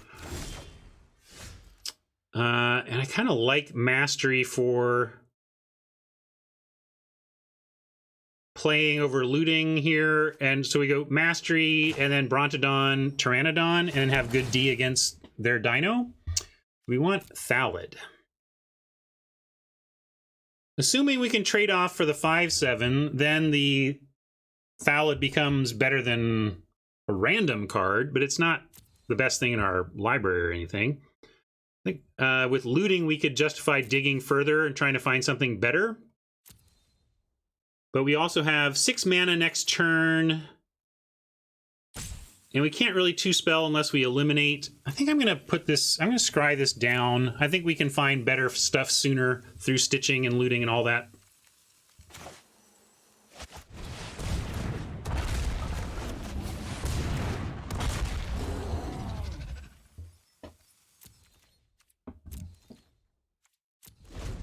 We can even just throw everything here and be willing to give up the Stitcher.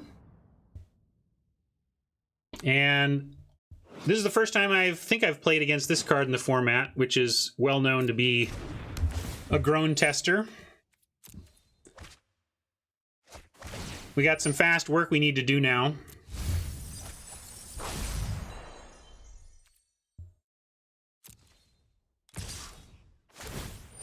Yeah, it's true. We got Bronte for it right here. But 5 mana, yeah.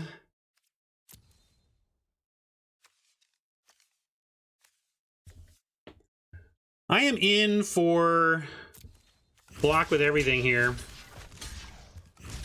Making this trade, trading on, then killing the tutelage with Brontodon.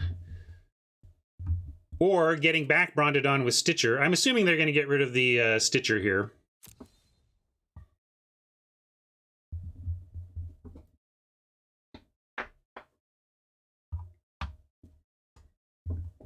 No, they're going for the Brontodon. That's okay because we can get it back and still do the thing. Looks like we don't have to yet. They're not killing the. They're not killing this.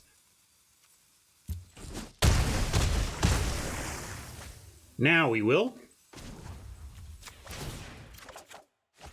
No, they're not killing 2. That's the thing. I don't know exactly what's going on. Eliminate. Maybe eliminate needs to go now. All this stuff is better than this. Grasp, good also. And we can even hold for a second.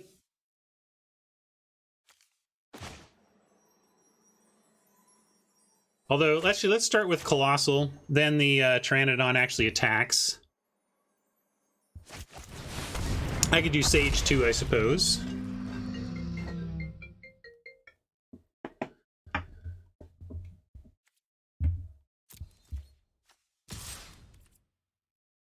And at this point, I'm attacking.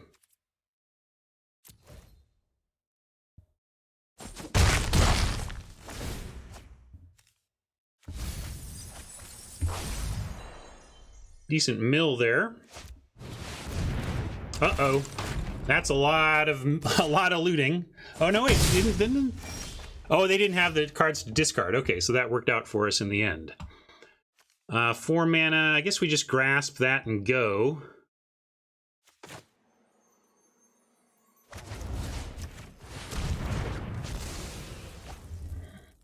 Could play the land, drop the Sage. We're at 11. Yeah, I think we're still okay on the milling front.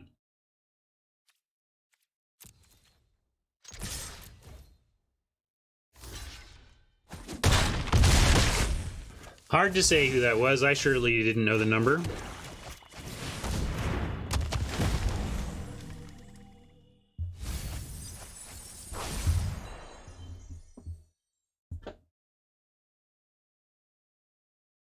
Nine cards. This has to be quite a special card for this not to be a very good spot for us.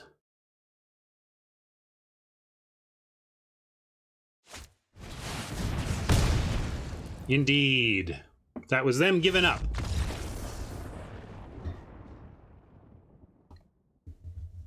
All right, chat, we got one. An honest-to-goodness win.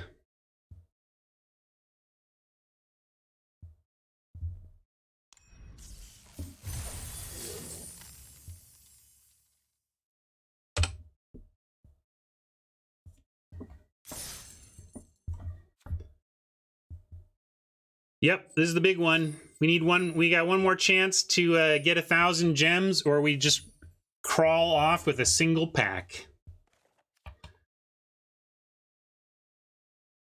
Scythe was just a troublesome short sword there, you're not wrong.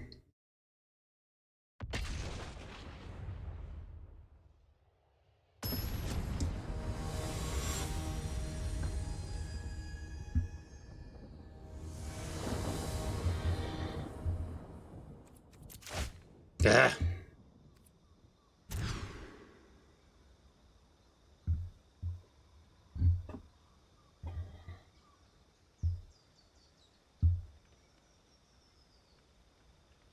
Capable, but not great. I'm gonna just everything like double, double, single, double, double. We got all doubles and then singles. Let's see. Got to keep the Tyrannodon because we can cast it, but then the question is what else to pitch. Probably the Sage. I was reticent to give up the Sage because at least it lets the Tyrannodon attack, but we got to find other ways to do that.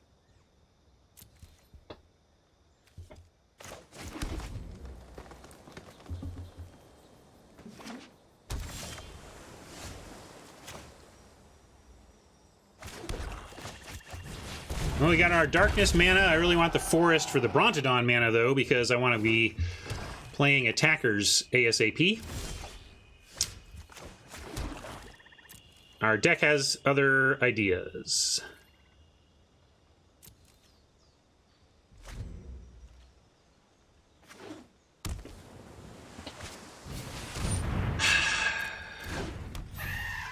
Probably good enough here. I mean, here's the thing. We cast this to kill that, and then we have a 3/3 that's not attacking, and they're outdoing us 6-3 in hand. That being said, I'm going to use my mana, especially with the other one back. Swamp, worst draw in our deck, so of course we've drawn it 2 turns in a row.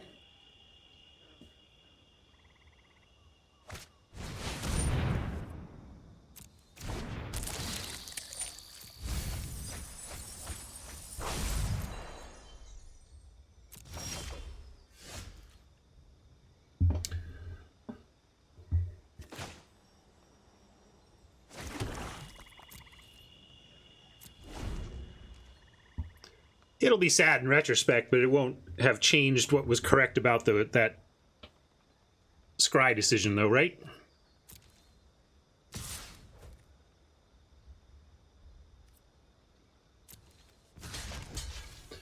Might have to go for the grasp here. This thing gets very out of hand, especially in blue-black. Let's see what they come up with. Ah, Skelly, I get it now. Oh, I am going to kill the grub. It gets too big.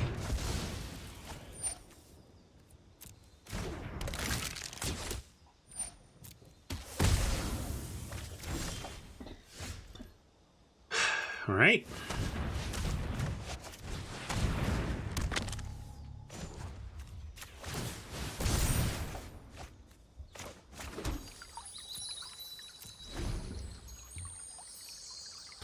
We do have a splash in the deck, so I don't know if I want to crack the Fabled. I don't need to crack it anyway. Since it enters untapped, we can... The reason to crack it would be to thin the deck of land, but to do so would put us at a spot where we can't maybe naturally draw an island or a forest and know what to get with the passage.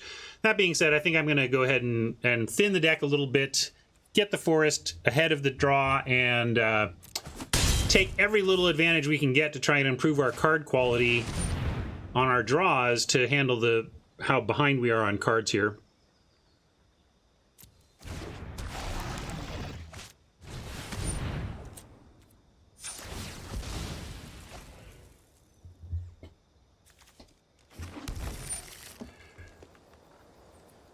Well, it wouldn't even be... The question is whether to fetch the forest now and filter, or take one draw before fetching the forest. That's the only question. Both of those get our creature on time. One of them doesn't filter our lands out sooner. Well, something to do with eliminate. We might want to save this for looting, though. BJ wants to kill it. I just don't think it... Does it do enough for us to care about? If Bronte doesn't live, then maybe. But I'm gonna hope that Bronte lives, and we can eliminate at instant speed anyway if we feel it necessary.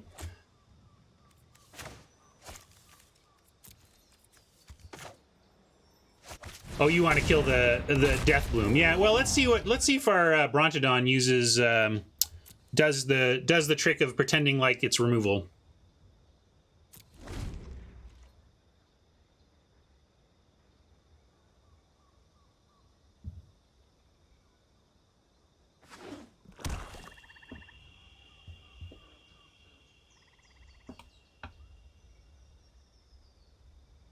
Yeah, I could have played the swamp. We have enough looting that I also kind of want to loot. I also don't think we're going to eliminate this turn, although the elimination of the Brontodon means we do need to eliminate the Thallid.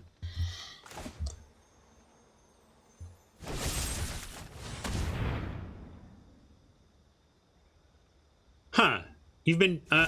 I thought we only saw it once before. I don't know where else we saw it besides the one other time it was in a set. But the one other time I remember it being in a set, I remember it being good.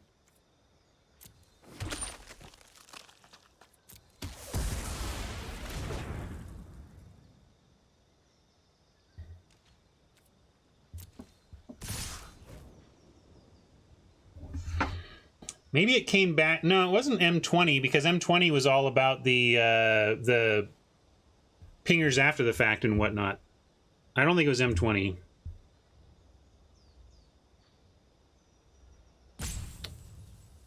All right, past bloggers.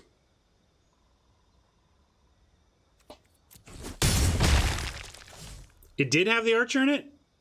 I thought it was all about those other 5-mana ETB stuff. Okay, sorry, my bad. Wow, was not much of a player in M20 then, really? I remember, well, I only remembered it being in 2 things, and the first time it had an impact I remembered. Well, I'm going to go ahead and scry here. It's not a card, but we need to do some digging. We can make that go away.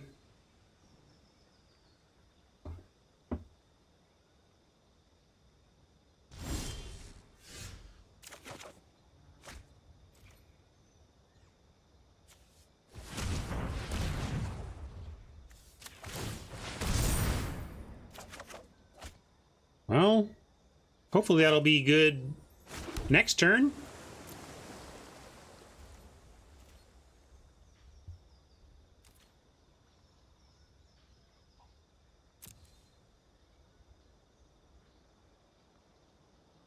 Gosh, I don't remember doing that once. Blade branding the skeleton in M20. Played the heck out of it, too. Gave Blade Brand... I gave Death Touch to so many things in that format, but I don't think I ever gave it to a skeleton archer. Aha! Thank you, Scott Martin. I was like, how can I have played all of M20 and never used a skeleton archer? Thank you. Oh my goodness. I was really confused. But I'm also old and my memory sucks, so I was like, all right, I guess I just completely have forgotten an entire card from Archer. What does this do? Okay. I guess we will draw first. Maybe it doesn't even matter. Yeah. I guess it matters because we're dead. Though we know we got 4 life, it matters a lot. Man, no luck here.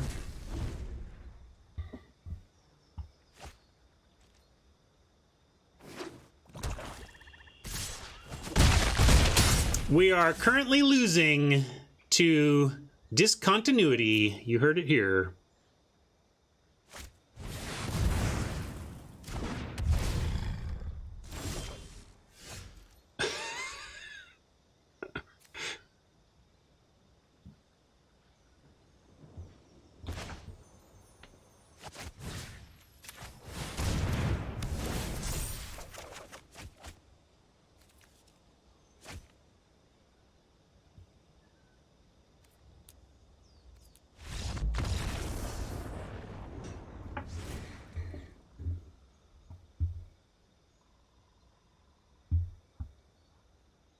Well, we mulliganed and drew terribly. Look how that went.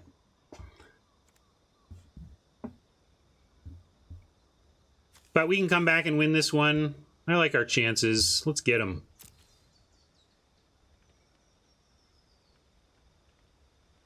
Black, blue. What do we need to worry about? Got a significant removal. Well, finishing blow and eliminate at least.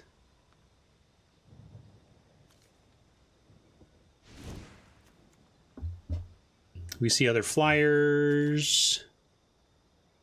Yeah, there's enough flyers to bring in our flyer removal at least. Run afoul comes in.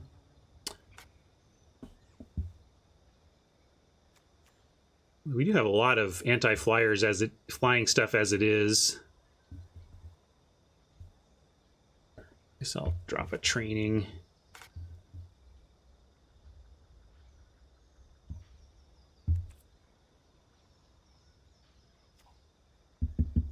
I'm liking the lurker in this, but I'm gonna run it back and see if this how this does.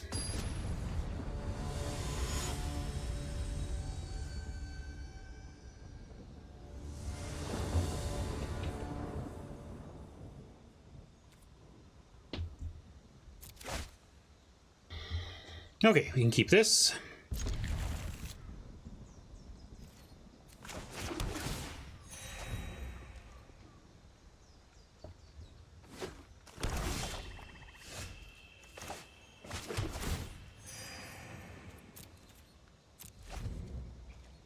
Oh, sacrifices a creature with flying. I was like, why can't I cast this even?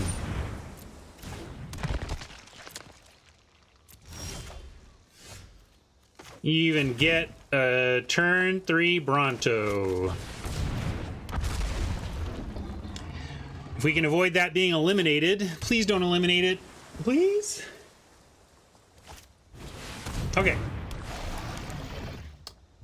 Well, they can put a lot of power on this thing. But if they want to do that, we get a counter on it, and we get 2 for 2, 1.5, 2 for 1.5 ish.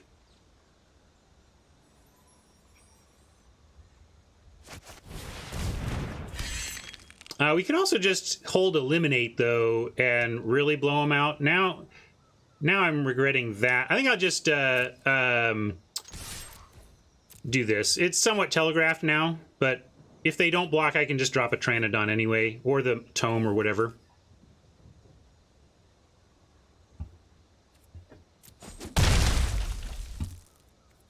I don't mind the Pteranodon here. It picks up a Scythe, and one of these picks up a Scythe and makes this attack next turn.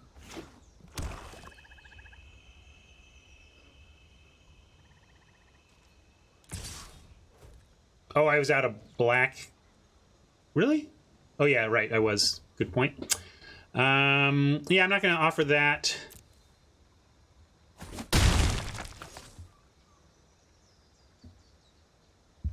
This dual land made me think I had double black.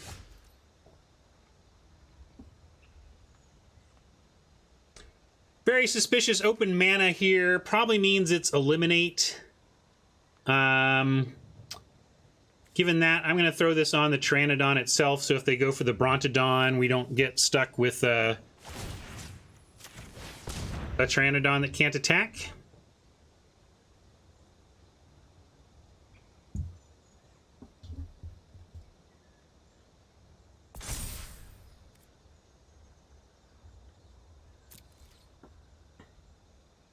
Very suspicious.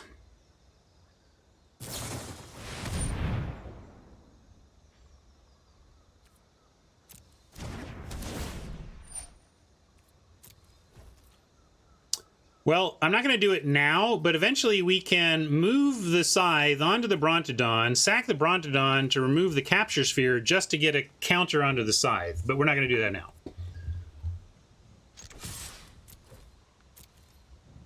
I'm going to play the Tome and hold up the Run Afoul.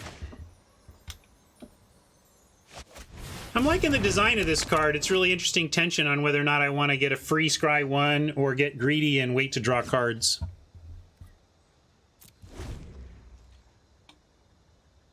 Like right now, a Scry is going to be pretty darn good. We just want to find a 5th untapped land so we can start saging, etc. So I'm probably going to go ahead and Scry here.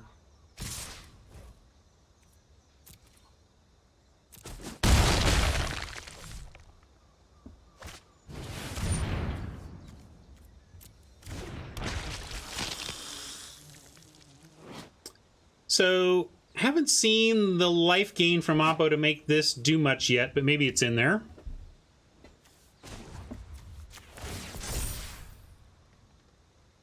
Yeah, see, I don't want another one of those. We've got to find ourselves some land.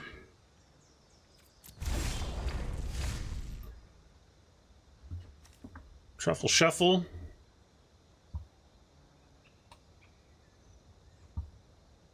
Kind of like gain 4, block any of these with the Truffle. And throw a Scythe on it after the fact.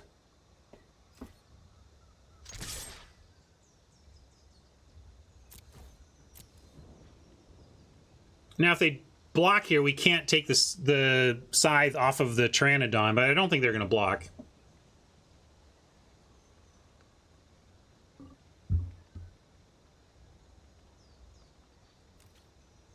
Haj just wants to keep up removal and draw with Tome. I certainly like drawing with Tome and trying to find our land, so maybe I'll do that at the very least. But I also feel like if we gain 4 and set up to block and put counters, etc., we're going to be in good shape. Yeah, but I do like Toming for land here. There it is. And now we could hold up the removal or drop the Snout. If we drop the Snout, I don't want to trade it off until I can put the Scythe on it. So maybe we do just hold up removal here. Hodge says play Truffle. We can hold up both of these removals, though. Do you want to do Truffle on life gain and just do the block without Scythe value? That's probably fair.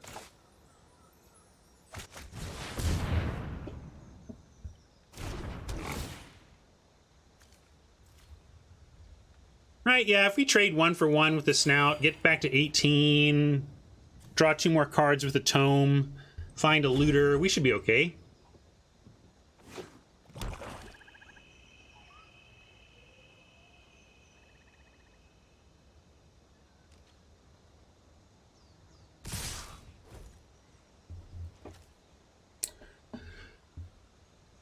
So, which one? This makes a token. This has the potential to come back, but we haven't seen the tools to do that. They're black, though. They could come up with something that just out of the blue gains 3 and does that. I'm going to go for the Thallid.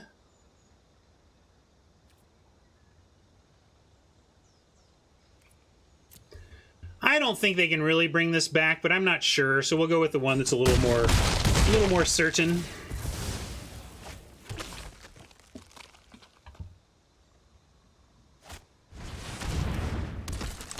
Protege is the looter. There we go. Now we have something to kill in the air with. I'm going to go draw here.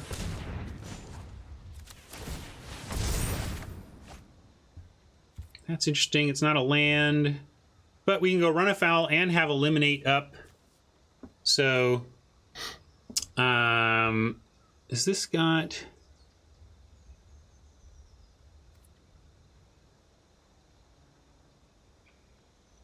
Yeah, let's attack. Maybe they will double block. Do something with Singer to try and kill it. Nope. No blowout. So now it's going to be kill this, kill one of these two. And I'm going to do run afoul now.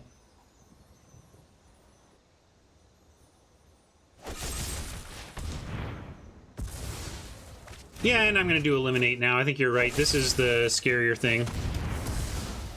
Yeah, I could just play Thallid too.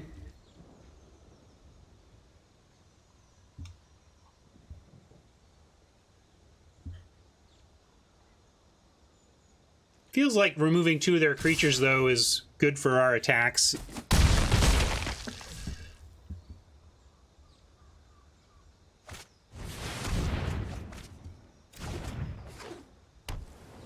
Draw 3. Brings us back even on cards. Very nice from Oppo. Crypt Lurker. Now, I think I like... Attack, move, Scythe to Brontodon, cast Lurker, sacking Brontodon.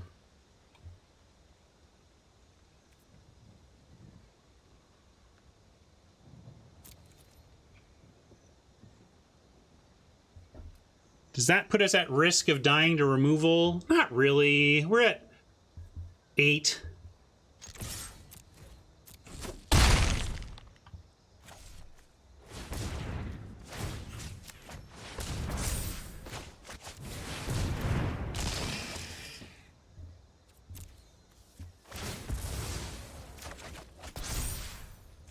Definitely going to play the land. We want to actually cast this Dreadmaw.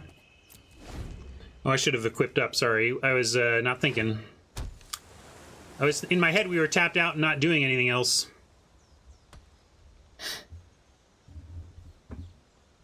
That's all right. We're going to make him think we have eliminate or whatever the sacrifice draw to. Silent Dart. Well, that could matter, but I still like the lurker behind.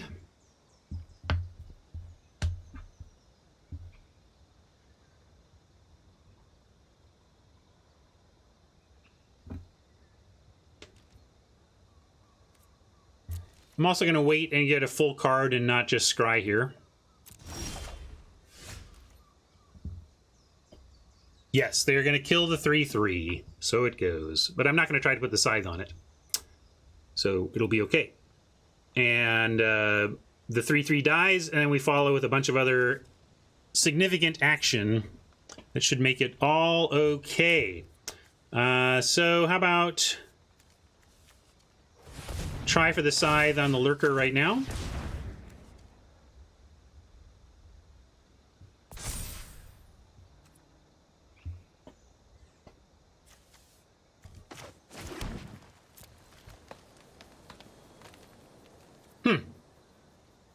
Maybe they want to combine the dart to take out the lurker or something? Whatever.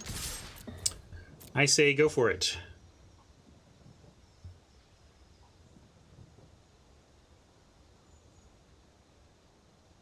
Yeah, we have at 5 life, they have a forced chump at the moment, or not necessarily a chump, we'll see. Because that plus dart, or yeah, that plus dart is not a chump. But it doesn't really matter because the power here now is in the scythe, not the creature that it's on.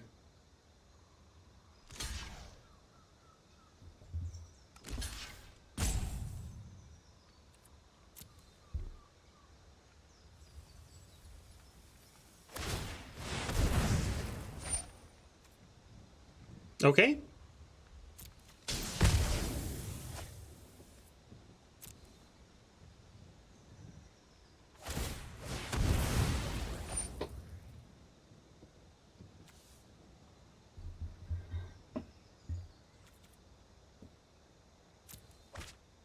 I guess they're just going for the card.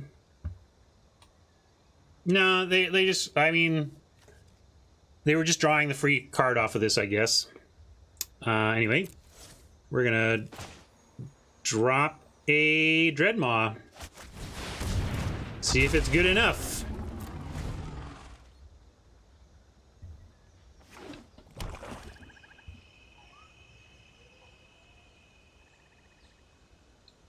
Yeah, Enthralling Hold could be interesting. We can move our equipment back in that case, though.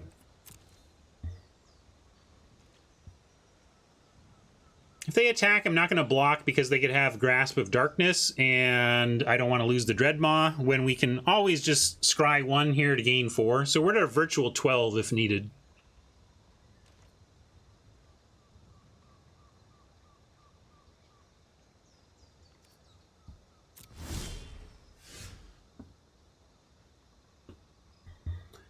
Yeah, it looks like they're going to do the stop the turn thing, but again, I don't really care.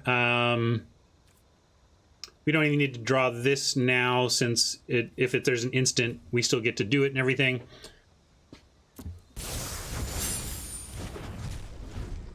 It's not a good card, and I would not recommend playing it.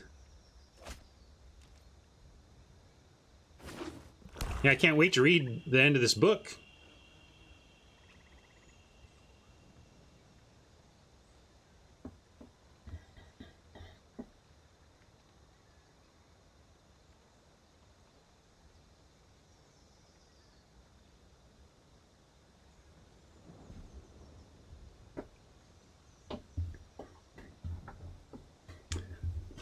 Matt here. What's up, Oppo?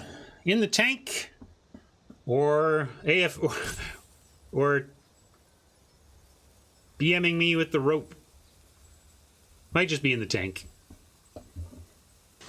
I mean, they're ahead in the game, so I doubt they're just like have left the event. I mean, sorry, they're ahead in the match right now. They're up 1-0 Aha, checking to see. Now I'm going to check their graveyard. They're looking for maybe a Read the Tides. In fact, that's all they've got. So Read the Tides is not going to be enough mana if they don't have another land for it, unfortunately for them.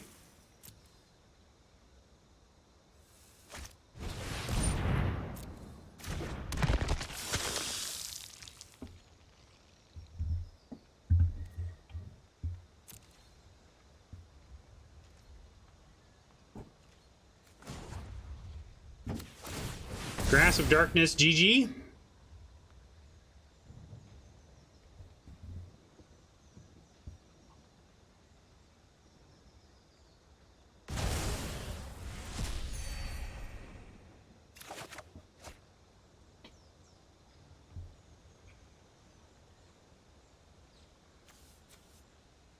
Ding. I mean, every prayer to the magic god unuttered goes unanswered, right?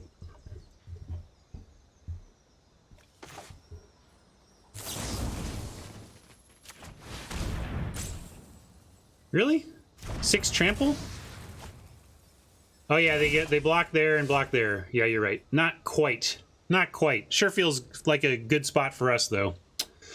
Let's see. Yeah, 8 trample gets it done though, right? If we move it.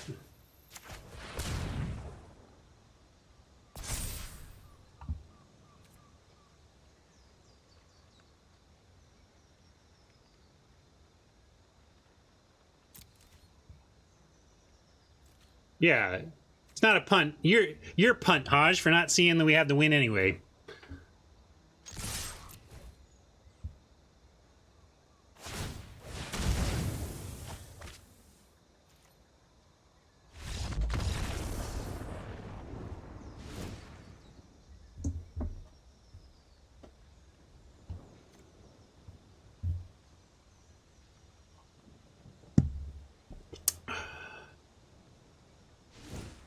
Any changes? Probably not.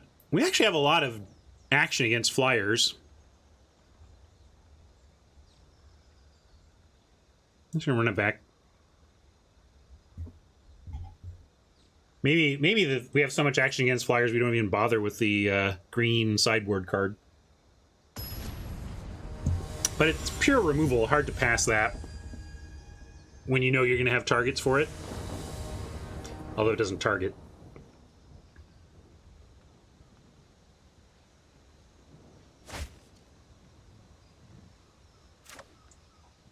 That doesn't seem particularly keepable.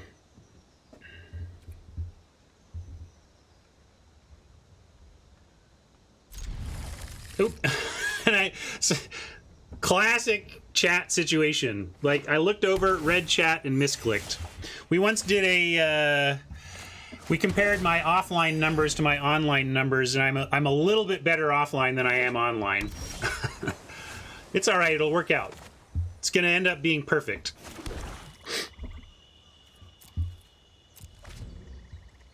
And, you know, again, you guys get to decide what punts are for, but UI punts are the worst punts in my mind to log, because they're not, you know, it's not my brain didn't work in terms of its magic skill.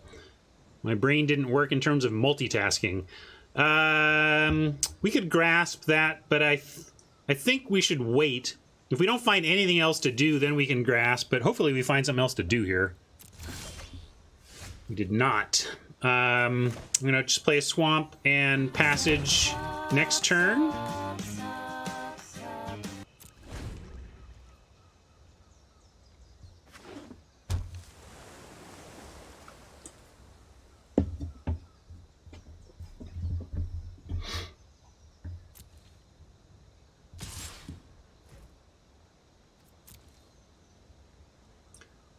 Doc, thank you so much for the resub. 10 months with the Doc. Yeah, I don't know if we bother grasping yet, although we don't have anything going on. And if they drop pressure, then it's going to be like, well, now what are we doing? I probably have to kill their pressure. I'm going to go ahead and kill it. We didn't draw anything, and we're still not drawing anything. Like, this isn't good enough. Hopefully they play a flyer right now. That's what I want to see. Yeah, it's not up to me, though, Swiss. It's up to chat. And I'd love to get our splash color here, but that prevents us from casting Bronte. Although we probably get snapped off. 5 cards, 4 mana. I'm not exactly expecting to resolve anything here. Yeah, maybe we're not under any pressure. They didn't add to the board. So I'm actually just going to pass here. We have run afoul that we can do.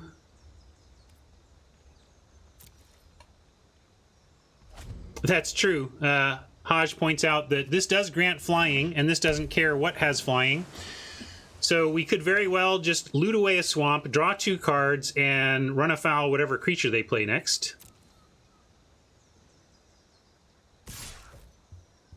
Yep, chunk with the same line. I don't think we're skeet shooting unless they give us something really nice.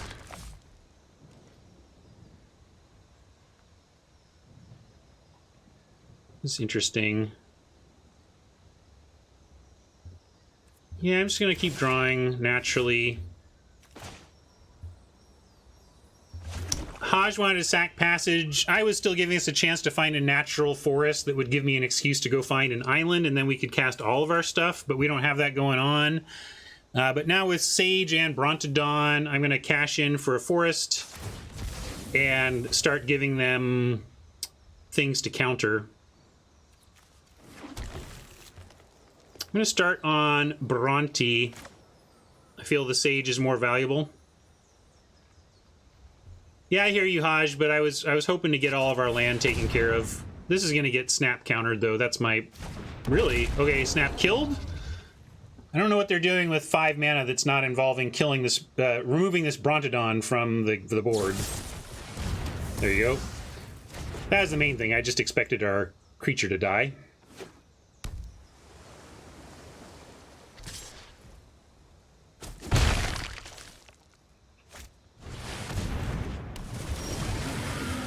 All right, well, at least we get to resolve stuff without interference. Yeah, and what's that going to be? I guess it just has to be the Sage still.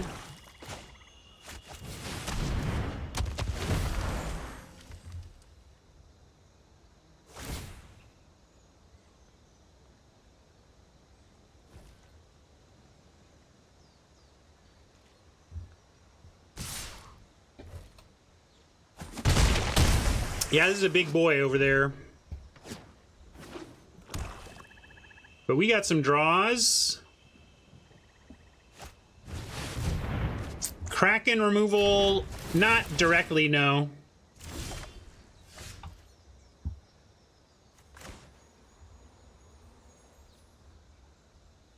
I should do it this way. Boop, boop. Boop. Yeah, island we can do the this trick, and maybe we should, because of that, hold on for that.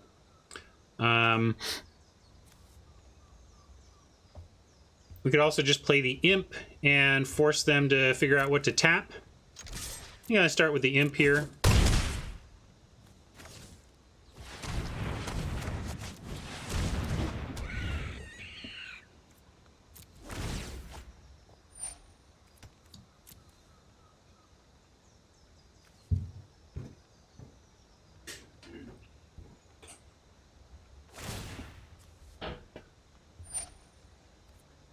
Yeah, again, we have many, many ways to tackle... hold on a sec. Wait, what was I saying?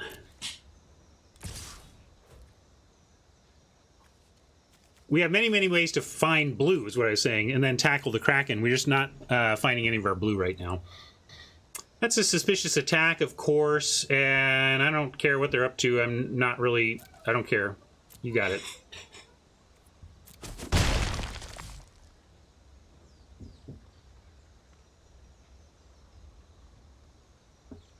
Yeah, Archer. Could be.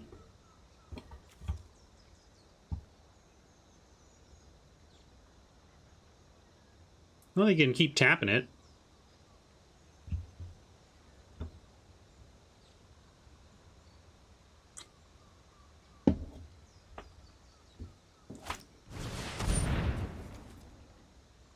Well, now our run afoul plan won't work because if we launch the Kraken, they will just sacrifice the Singer instead.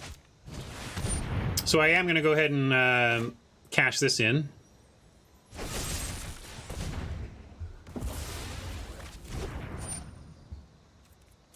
Still want to find some blue. If we find blue, we could launch our Sage, and that would be quite good. I think I'm going to lurk away the Truffle Snout, trying to find that island.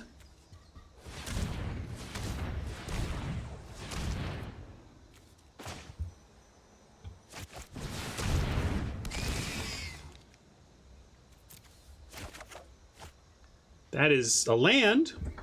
It is a land.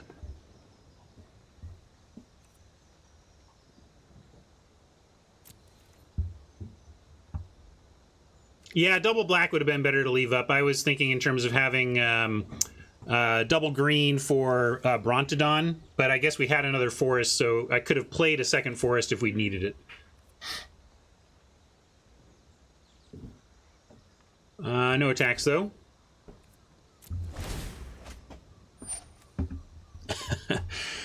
I know, Robert. I still scoop to cat oven as soon as I see it.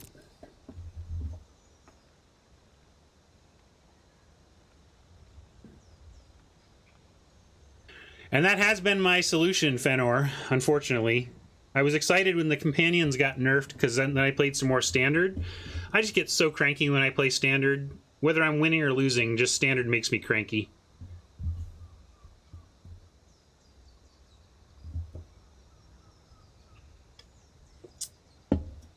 So basically, over the weekend, because I've only been playing limited on this account on the air, and so over the weekend I usually play standard on this account to grind gold. But over this weekend I just played until I won once. I got the 250 win gold and made sure my quests were clear, but that was it.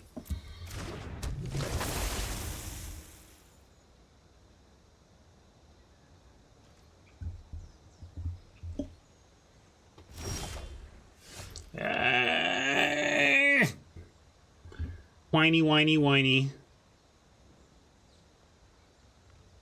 I guess we have, like, between the Colossal Dreadmaw and the need for, we do have some dense green. I'm not going to sandbag all this land, but we have looting, so I do want to save for looting and potential discard.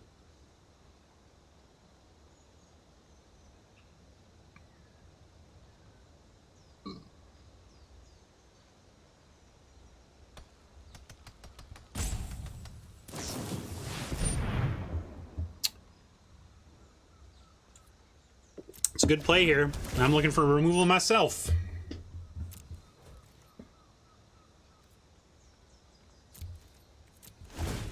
Now they tap the Imp and have lots of good attacks, which is, well, a problem.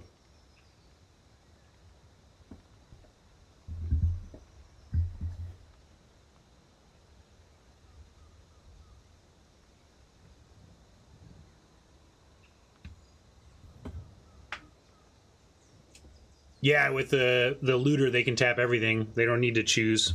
But I'm figuring they want to just apply pressure and will only tap the one. But again, I guess it's more pressure to drop the 3/4 because then they can get in for an extra 2.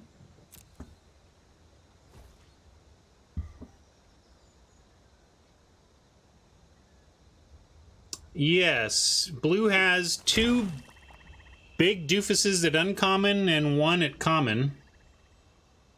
I think they're really trying to support the Reanimator theme in black-blue specifically.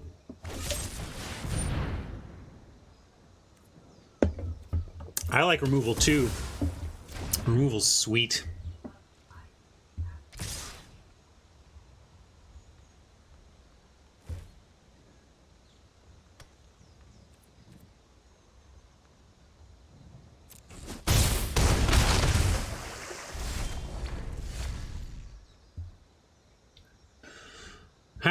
dead are we? If they're completely out of removal, are we just dead? If they're completely out of removal, we do have a chump on the Kraken, so we're not just dead.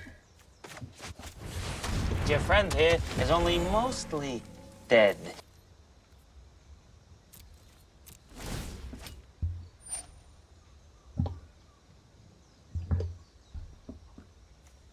Right. They could tap our board, but if they tap the protege to tap our board, they don't. Let's see. If they get it, yeah, then it's good. Yeah, if they can tap our board, it's still good. Oh well.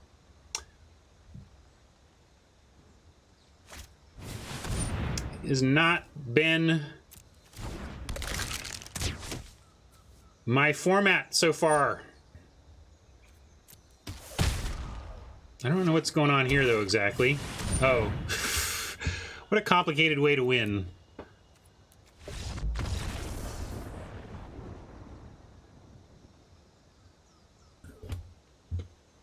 Let us hear it for our poor dead friend.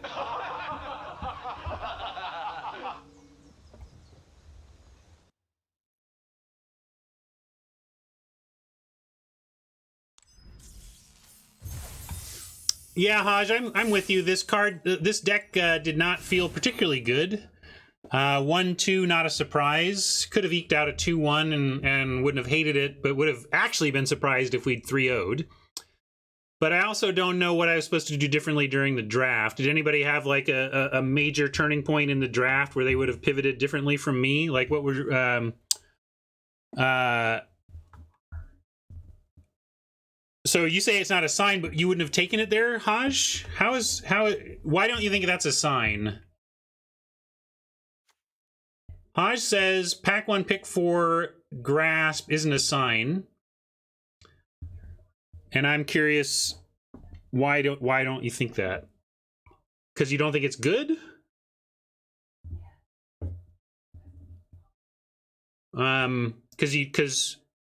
Just because it's too early for anything for it to be a sign?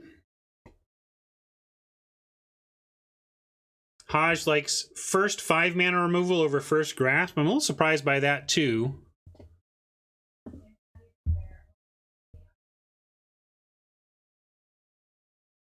Well, certainly we could have we could have decided that black wasn't open, but it's pretty signally. No sign is guaranteed anyway, though, Haj, right? Like, anytime you think you're seeing a sign, you could be seeing a deck that was just arbitrarily loaded with extremely powerful stuff. Busted uncommons, busted rare, and then it's like, I can't remember what else was in the pack. If it was all commons, then it's definitely less of a sign than maybe I was giving it credit for, because then you can just assume that it was powerful uncommons and rares, and it didn't necessarily mean anything. But I like Grasp over the 5 mana common, so I don't know. I know it's harder to cast, but in any case, disappointed-ish, but not surprised by the results. And but I don't know what I can take away from it to learn for next time. I felt like we found a pretty good lane. Maybe everybody's right that green sucks, and we were just in a bad color pair or something.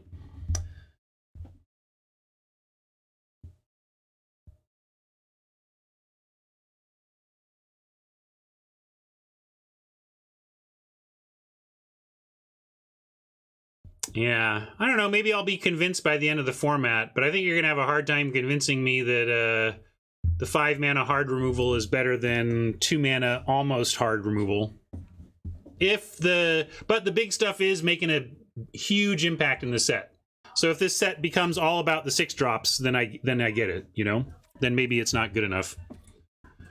Perhaps black is a trap. I don't know. We're figuring it out. Anyway, I'm going to say goodbye to our YouTube friends for now and shrug it.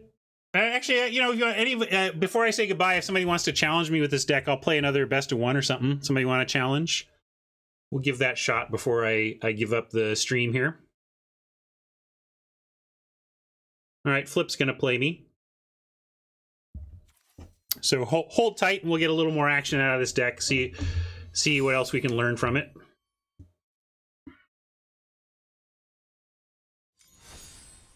Whoop.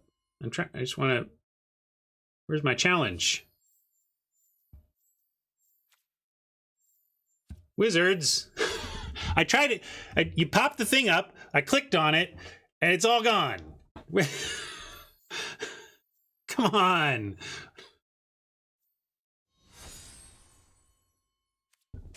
Hey, I'll take it. Okay. Maybe it's not wizards. Maybe it's just some weird cancellations there.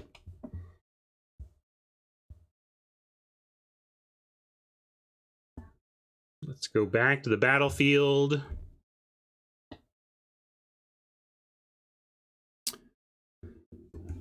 I'll put my final record up there.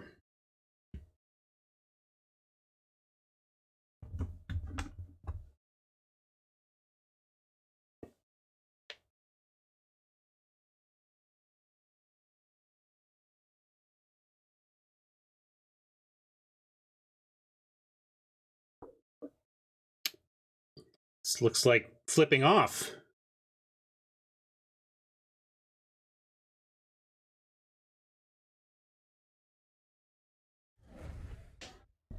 Nobody actually wants to play me. I guess the deck is better than I thought because you're all afraid of it.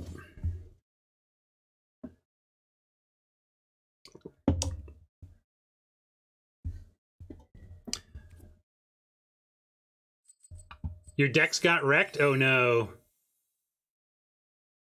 All right, Fenor, let's give it a shot again. And yes, please get your work done. Don't battle me. Those of you who watch while working, I appreciate it, but, you know, stay productive. Tron says they'll play in 2. There's Fenor's challenge.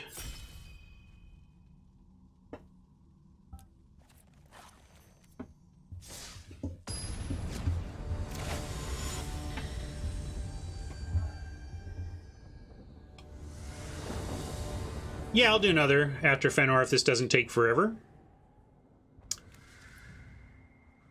No double green, but we'll keep this for sure. Certainly the double color in this event was painful.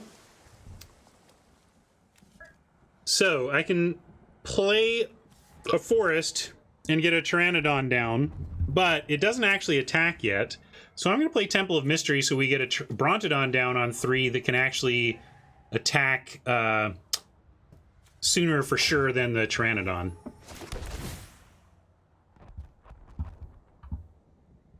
And I want a little more different action than that here. Yeah, Haj is just saying they take first 5. I'd still take first Grasp over first 5 mana, but that's me. What's this? Can only block creatures with flying, high flyer. Tap 2 untapped spirits you control, tap target creature you don't control. Not a lot of spirits in the format, though, are there? No.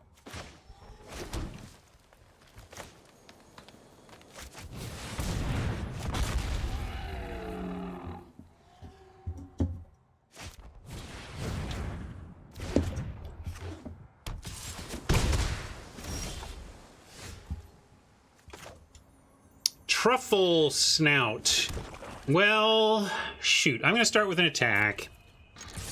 We can go double drowning, but neither of them can attack yet. However, we're very close to getting both of them to attack. However, we might want a Stitcher now so that we can find the tools to cast the Dreadmaw and make these Pteranodons attack. So a lot of different ways we can go here.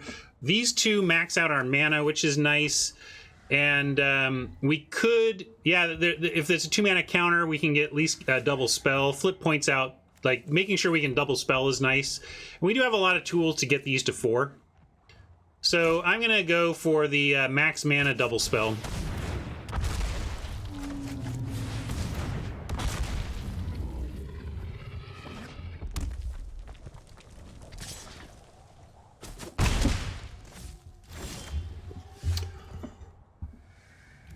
Yeah, this is all right.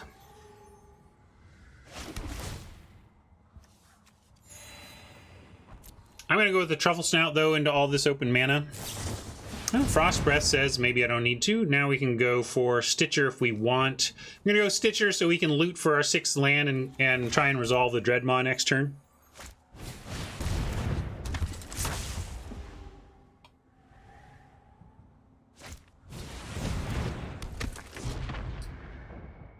That thing's real.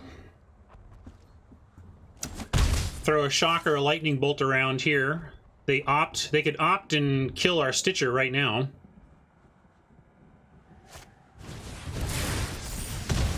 Or they could just scorch our Stitcher right now.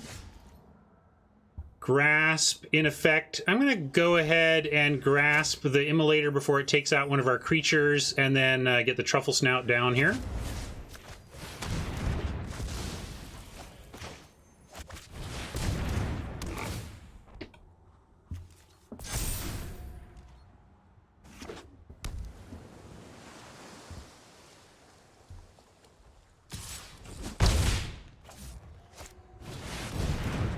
Devils is pretty solid, and so's that. At least allows us to get in with something, and it allows us to... They only get a 1-for-1, depending on where we want to put this. And I like it on... You like it on the piggy? Sure.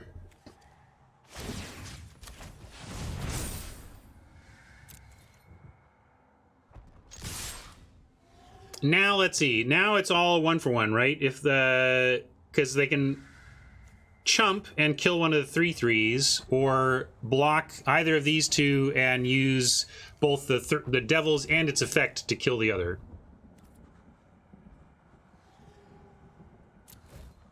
They could block the Pteranodon and take out the other one.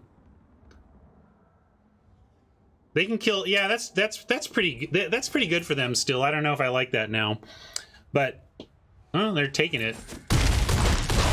See what Fenner is thinking on that one. Maybe we're just dead. That actually scares the heck out of me.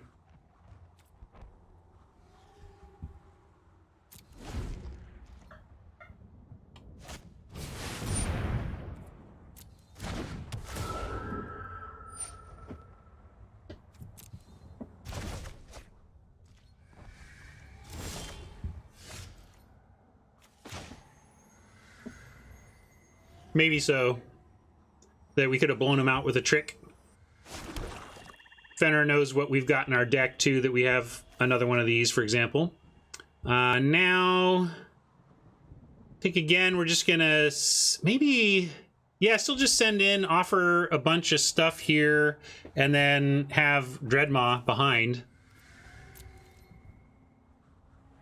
They can trade for everything. This board can end up empty. Literal 0 creatures here.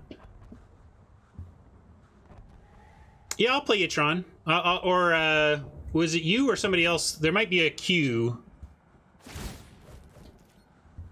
Or do we get... Yeah, no, I'll play you. No, this is the second game, right? Yeah, I'll play you after this, Tron, if you have the means. Oh, wait, what did they do? What did I miss? Oh, they tapped 2 spirits. Durr. Well, it's still a forced block, so we could trade these 2 Pteranodon for the Devils and get it out of the way, and then we can still drop a Dreadmaw and be in a good spot. So I'm gonna go ahead and attack and make this trade.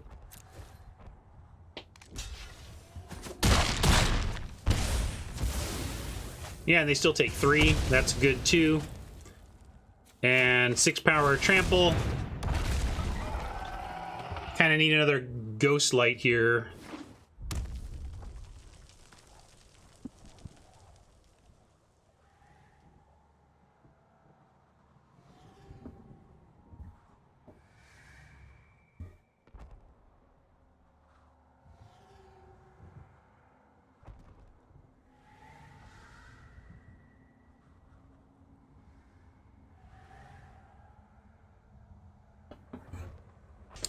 Hopefully this is a good sign. Fenner in the tank. Ooh. That is pretty real. We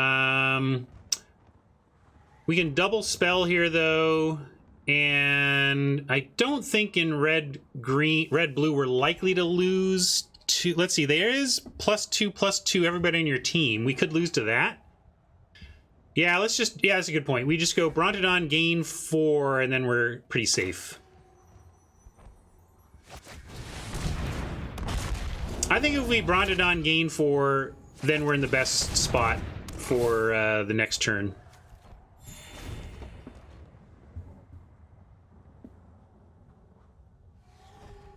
We just need to get one thing through. So effectively with Grasp and playing 2 threats here, we've created 3 things to get through with.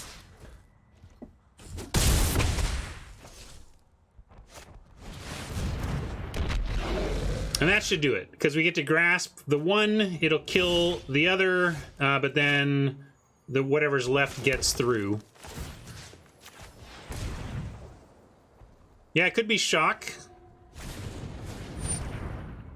But that's okay. We get to, ooh, yeah, we get to Grasp here and win.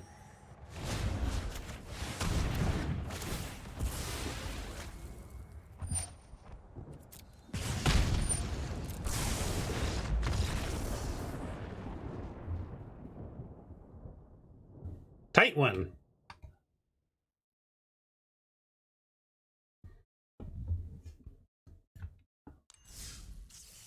All right. This is Tron. Oh, wait. This is Flip. Okay. We'll still play 2 more, Tron. I'll get you next one. Flip was next, and then I'll get you next time. Sorry, it's that Flip challenged me, but then it petered out. Like, it didn't work. That's why I was thinking I was in the second game. Good game, Fenor. Yeah, we were wondering what your plan was there, and that explains it. I was like, oh geez, he didn't take that offer? Are we just dead?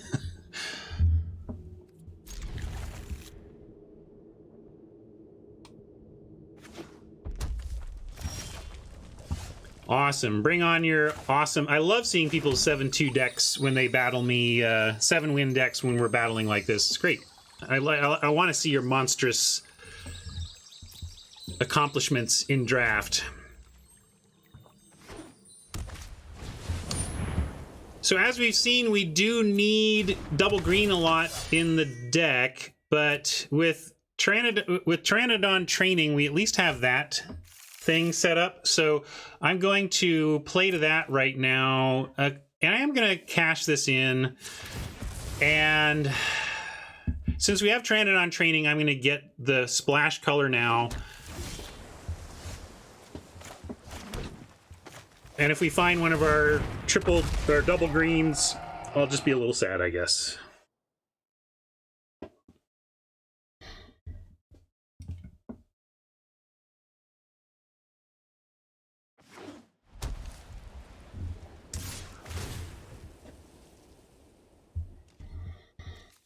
Kerr, Watchdog. This all makes me think that our backswing is going to be in trouble.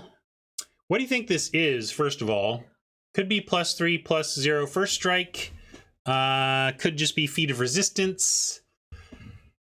I'm gonna say no blocks though, and hope that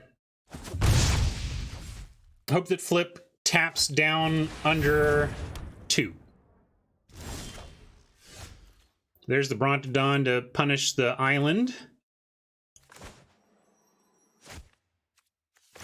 Do this though.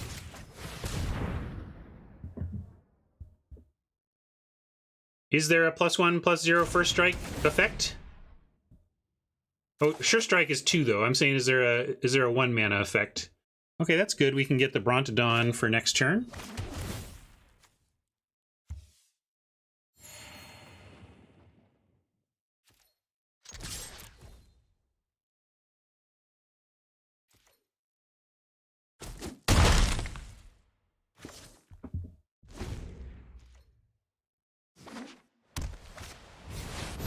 Ugh.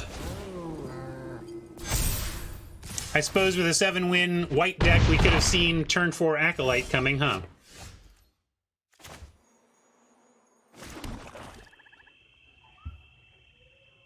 Well, what can be done? I just don't know. Fetid Imp. is a play for next turn when we can actually activate the Death Touch. Can we get anything going here? We could Crypt Lurker, ditch the Brontodon, just Crypt no value, next turn Brontodon Imp. Yeah, okay. I just think it might be worth it if the Brontodon, if we don't feel the Brontodon's worth it, but I guess the Brontodon helps on this board. So we'll decline here, and now we gotta stay back, though. I don't want to make that trade. Trouble is, based on previous attacks, we're kind of expecting a Sure Strike here, so we don't have good blocks if we're anticipating a trick.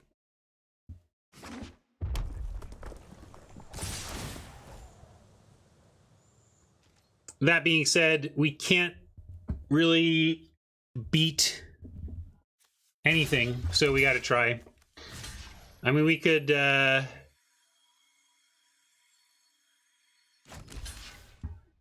we just gotta try this and hope. If we block... The one reason I was thinking of blocking this instead of the doggy is both get the lifelink off the table, but also if it is something like a smaller amount... this is where I don't know the tricks. Like, if there's... if it's like Sure Strike, this beats Sure Strike.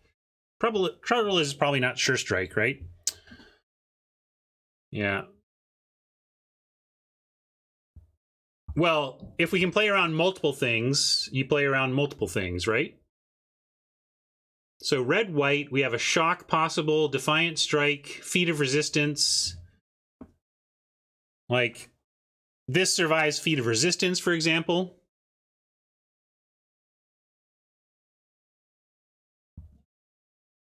Yeah, I think so. Like looking at the instance now, there's good reasons to block this one in terms of Feat of Resistance, surviving Feat of Resistance, and surviving Defiant Strike. So I'm gonna try this.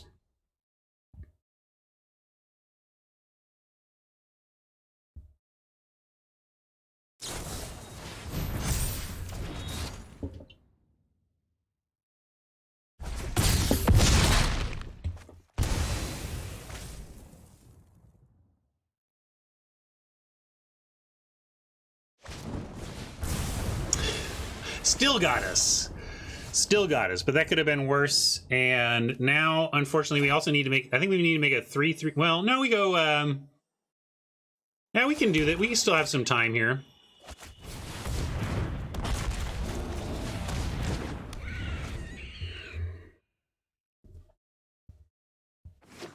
Your friend here is only mostly dead.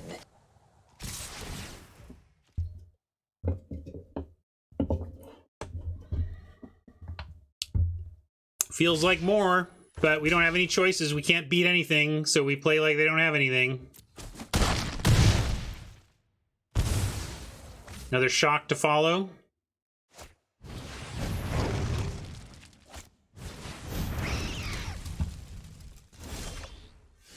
Okay.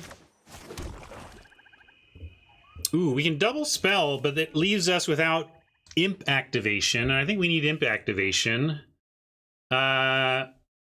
But we can play Truffle Snout, gain 4, and still have a block on the cur.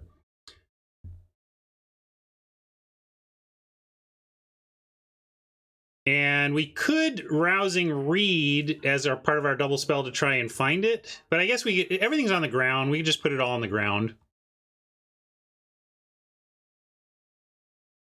Hodge wants double spell for sure. Herschel wants gain 4 death touch for sure. So it's you know, I don't know if it's for sure. There's nothing sure here. But I do like the 4 life at least, so I'm going to start there.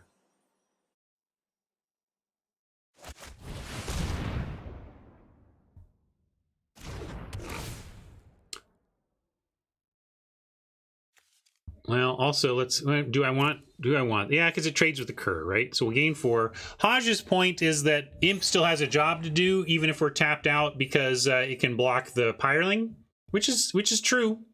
All right, I'll give Hodge's line a shot with that thought. It plays around removal, and the Imp still does have a job to do here.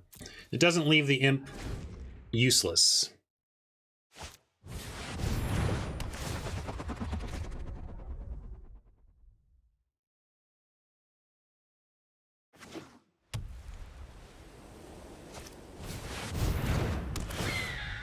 Uh-oh.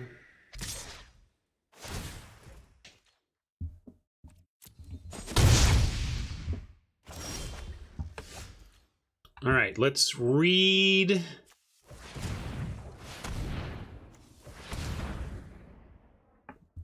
I guess we just want to get, I don't want to put all eggs in a basket here. Maybe we just want to make a 3/3 truffle snout flyer, but a 4/5 flyer just like blocks everything. So I think we should move all in on the Brontodon. Even though it's risky, we got to take some risks here to stay stable. Guess we'll ditch one of those and get some extra life.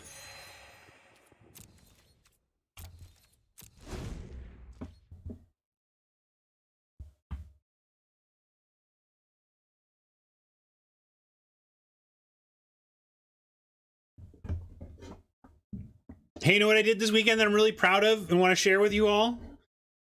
I fixed my coffee roaster again. Twice now. Instead of buying a new $400 coffee roaster, I've spent under $30 and fixed it myself. Well, with help from the company. But this was a real one. I had to install a new motor.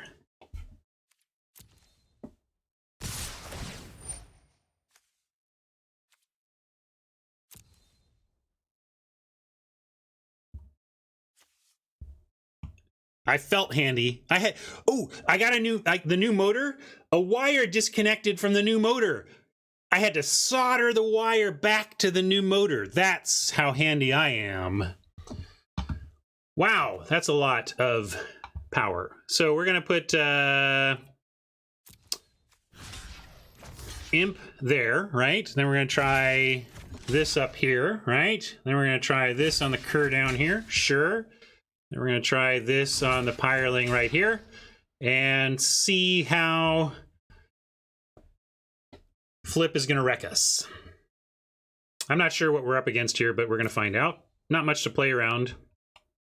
Or not much we can play around.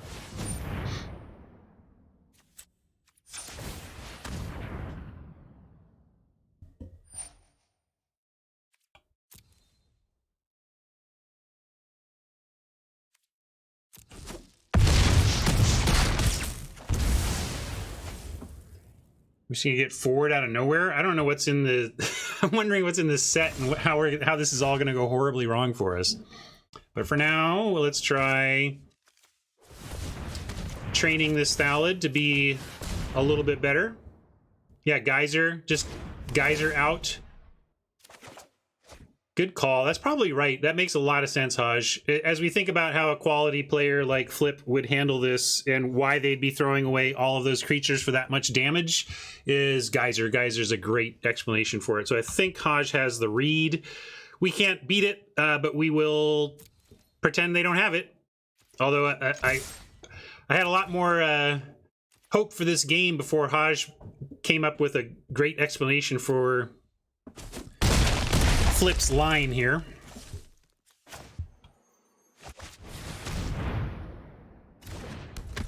Well, the troubles were already dead. We can't reanimate anything without untapping. So if Flip is playing for the Geyser draw somewhere in the deck, sure. But there you go. Tricky. Oh yeah, we can kill it. Awesome. So we're not dead, not dead, not dead.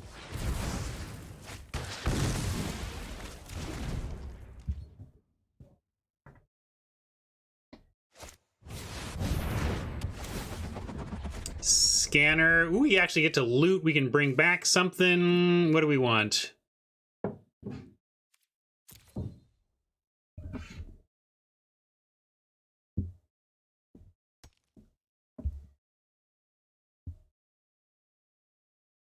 Snout for life if we're... But I'm less worried about the Geyser now that we understand what Flip was trying to accomplish there. Looks like we don't get to choose. Wow, and this is tight. This is funny.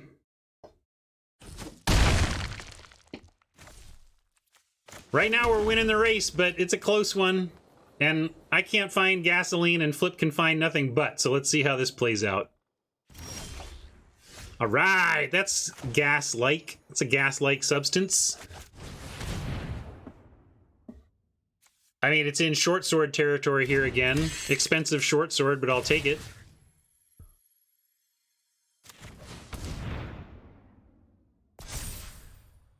I mean, I know it doesn't actually change the clock, but it's not a land. Let me be happy that I didn't draw a land, okay?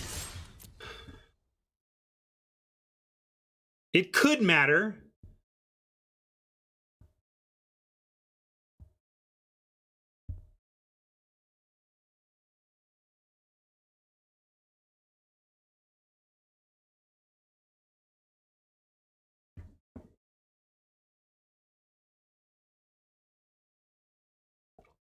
Probably not this week, D. I did do some work this weekend, but it wasn't on non-magic content initiatives. Or I should say non-arena content initiatives.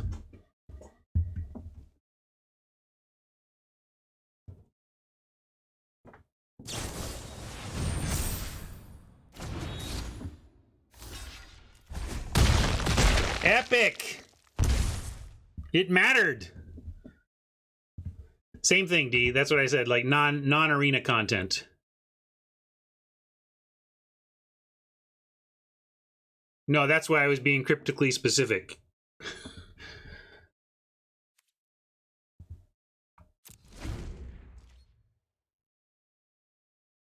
Am I streaming Friday and Monday? Is Friday the 4th? I don't even... Wow, so I can't pick up 2 match wins to save my life in the actual event, but somehow I can 3-0 chat, bring in their awesome decks in the format. I don't know.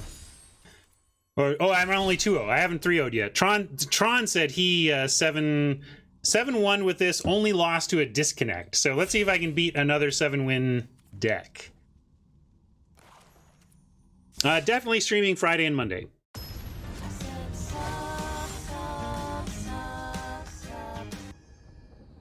Thanks, Flip. Good game. That was tight. A lot of interesting stuff going on there. We had you on Geyser for the like kind of aggressive get him down low attack.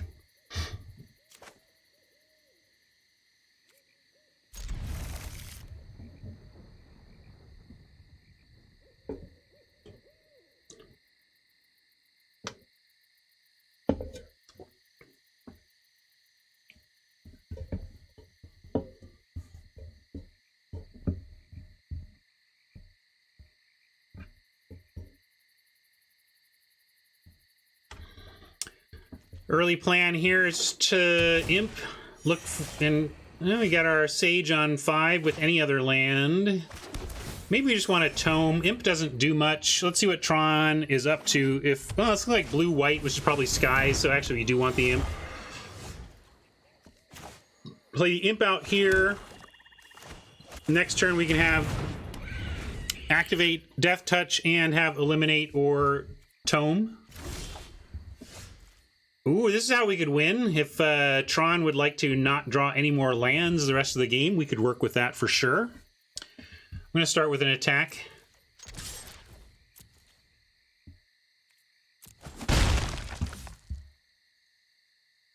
And let's go Tome here over Hold Up, Eliminate. With Tron mana screwed and with no plays, if he bricks again, we're going to be happy to have this Tome out.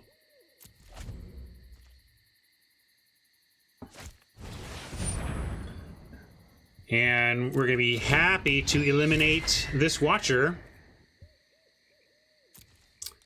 Should we scry here? Again, I like the design of this card because of this tension it puts on me as to whether or not I want free scries or greedy cards. I think given that we have good stuff to do here, we're going to eliminate and then we can draw a card. I'm going to be greedy and just look to draw.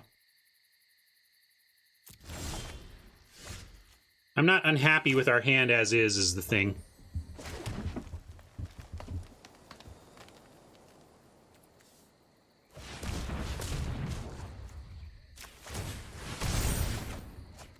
Bronte. Well, I'm going to attack... Well, no, actually, we can leave it back because it still bounces off the Pegasus, and I'm just going to take this out while shields are down and leave the imp back on D.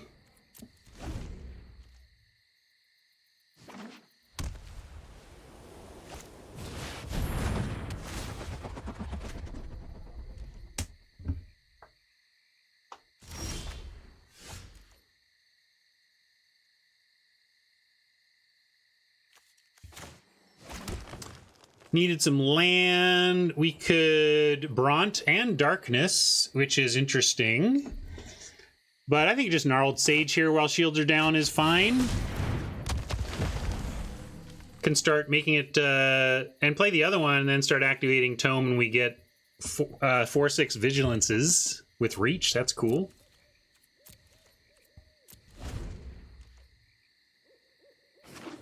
Uh-oh, Tron's getting land.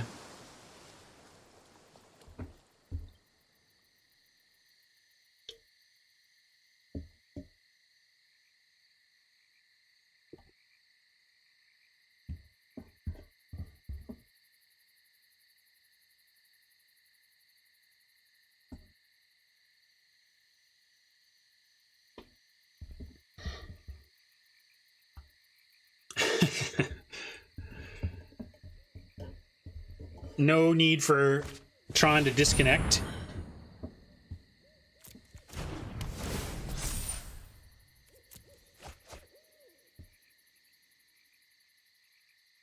lot of reading specific cards in this set. It's the Reading Matters Magic set.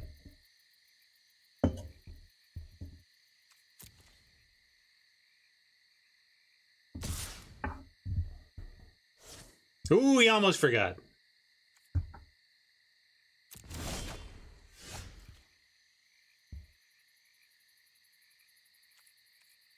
So now we do this for a draw, and then we still have basically everything. Ooh.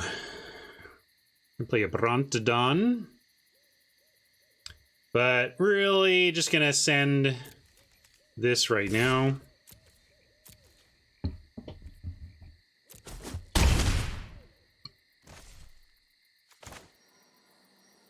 We do have looting eventually, but I think I still want to play lands, so I'm going to put that out there and drop Bronto.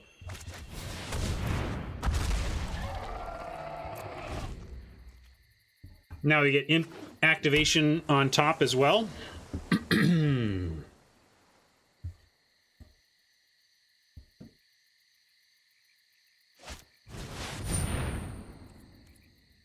Stronk.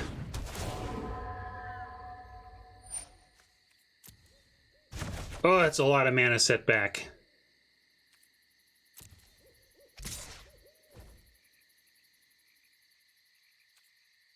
Do we want to make this trade? Probably not yet.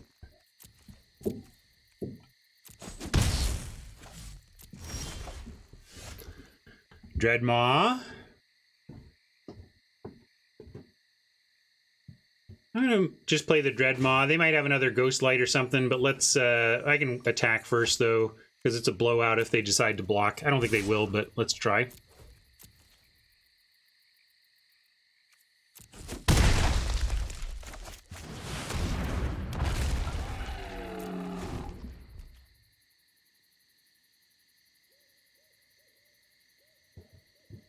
Yeah, we get reading in Bront, but I like getting the reading on the Dreadmaw. Getting this up in the air is nice. Oh yeah, no blue. No blue. Where's all our blue? We got so much blue sources in here.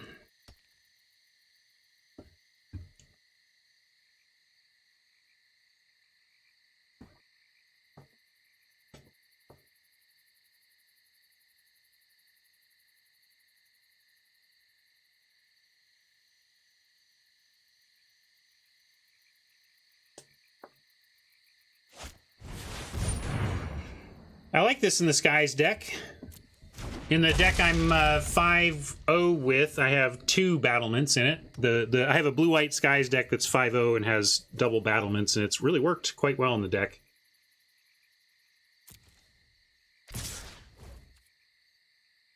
And now we can't bounce off the imp either. Gotta just take this big crack.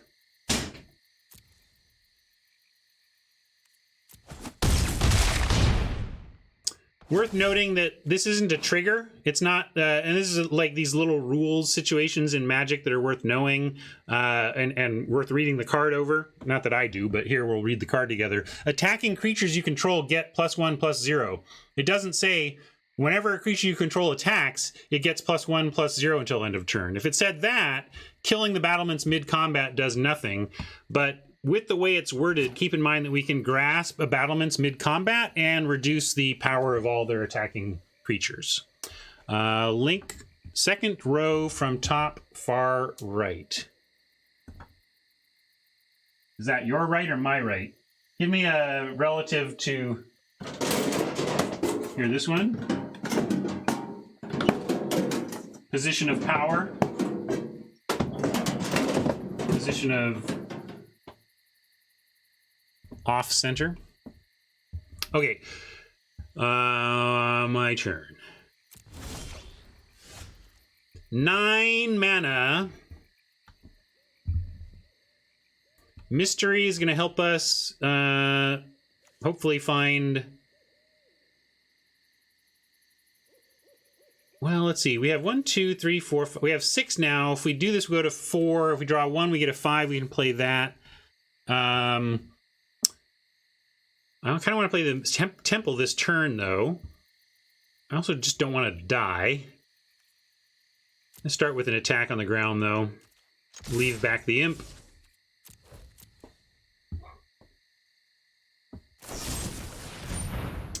Swift response.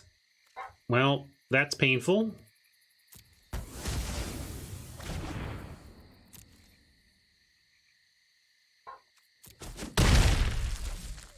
And I'm going to get, with them low on cards here, I'm going to drop the Sage and the Temple of Mystery and hope the 4/4 reach is good enough to cause Oppo to pump the brakes here.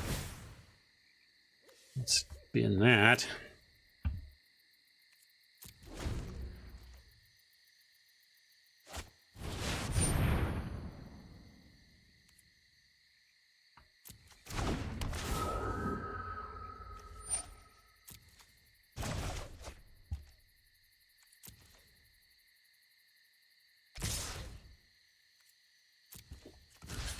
Well, Imp's obviously got to do that. And now, looks like we're going to need Sage plus Grasp up. We could tap to... Oh, you want... Because you want life? Yeah, I suppose to get life we should scry. But I already know what we want to do, and it doesn't really involve cards in the deck, but we need to have the life capability available. I like that. But here... Sage plus those 2 lands gives us Grasp as well. So, yep. Everything else flies, so we're still attacking with Bronte, too.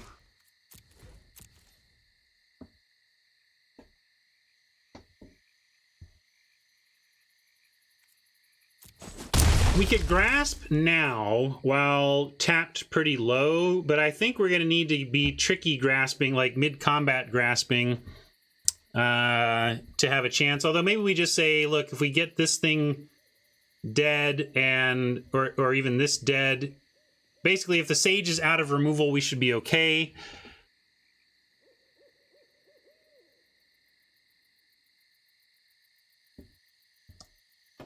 Yeah, the mid-combat removal of the battlements, but I don't think it changes their attacks. Like, being tricky with that only matters if it changes the combat math or the damage dealt. And it could change... Yeah, that's true. Maybe he'll go for it. Let's try.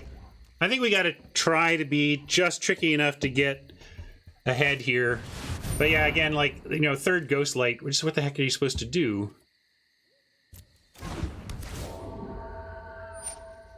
Lose. Yeah, I mean, this card is dumb.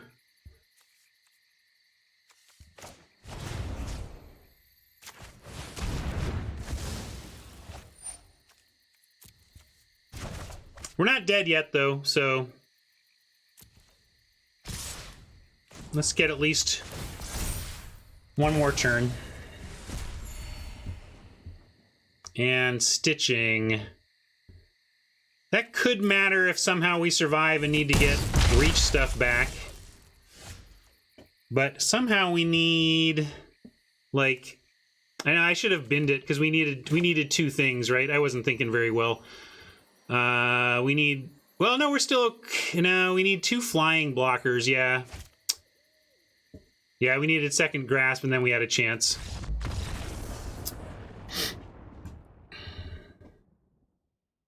Oh, I wasn't dead? Oh, well, felt dead. Also kind of trying to wrap up here. I'm going overtime. I get a little loose when it's not gems on the line.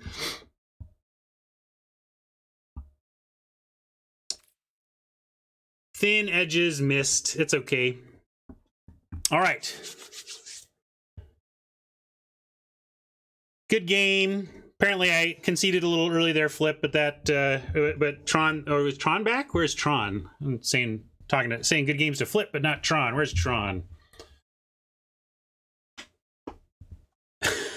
So did I, Flip. Chat helped me with that one. I didn't see that till chat mentioned it. Yeah, Tron, I couldn't beat all those mana wars.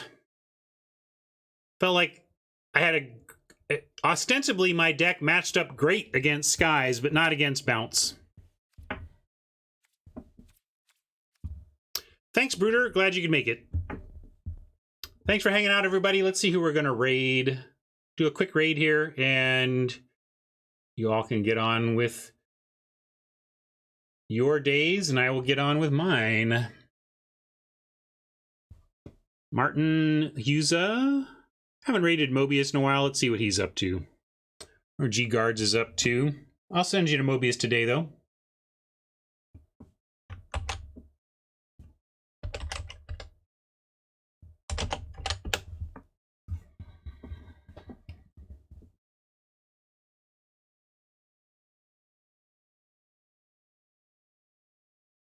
Thanks for hanging out, everybody. Say hi to Mobius. We'll catch you tomorrow, I hope. Bye.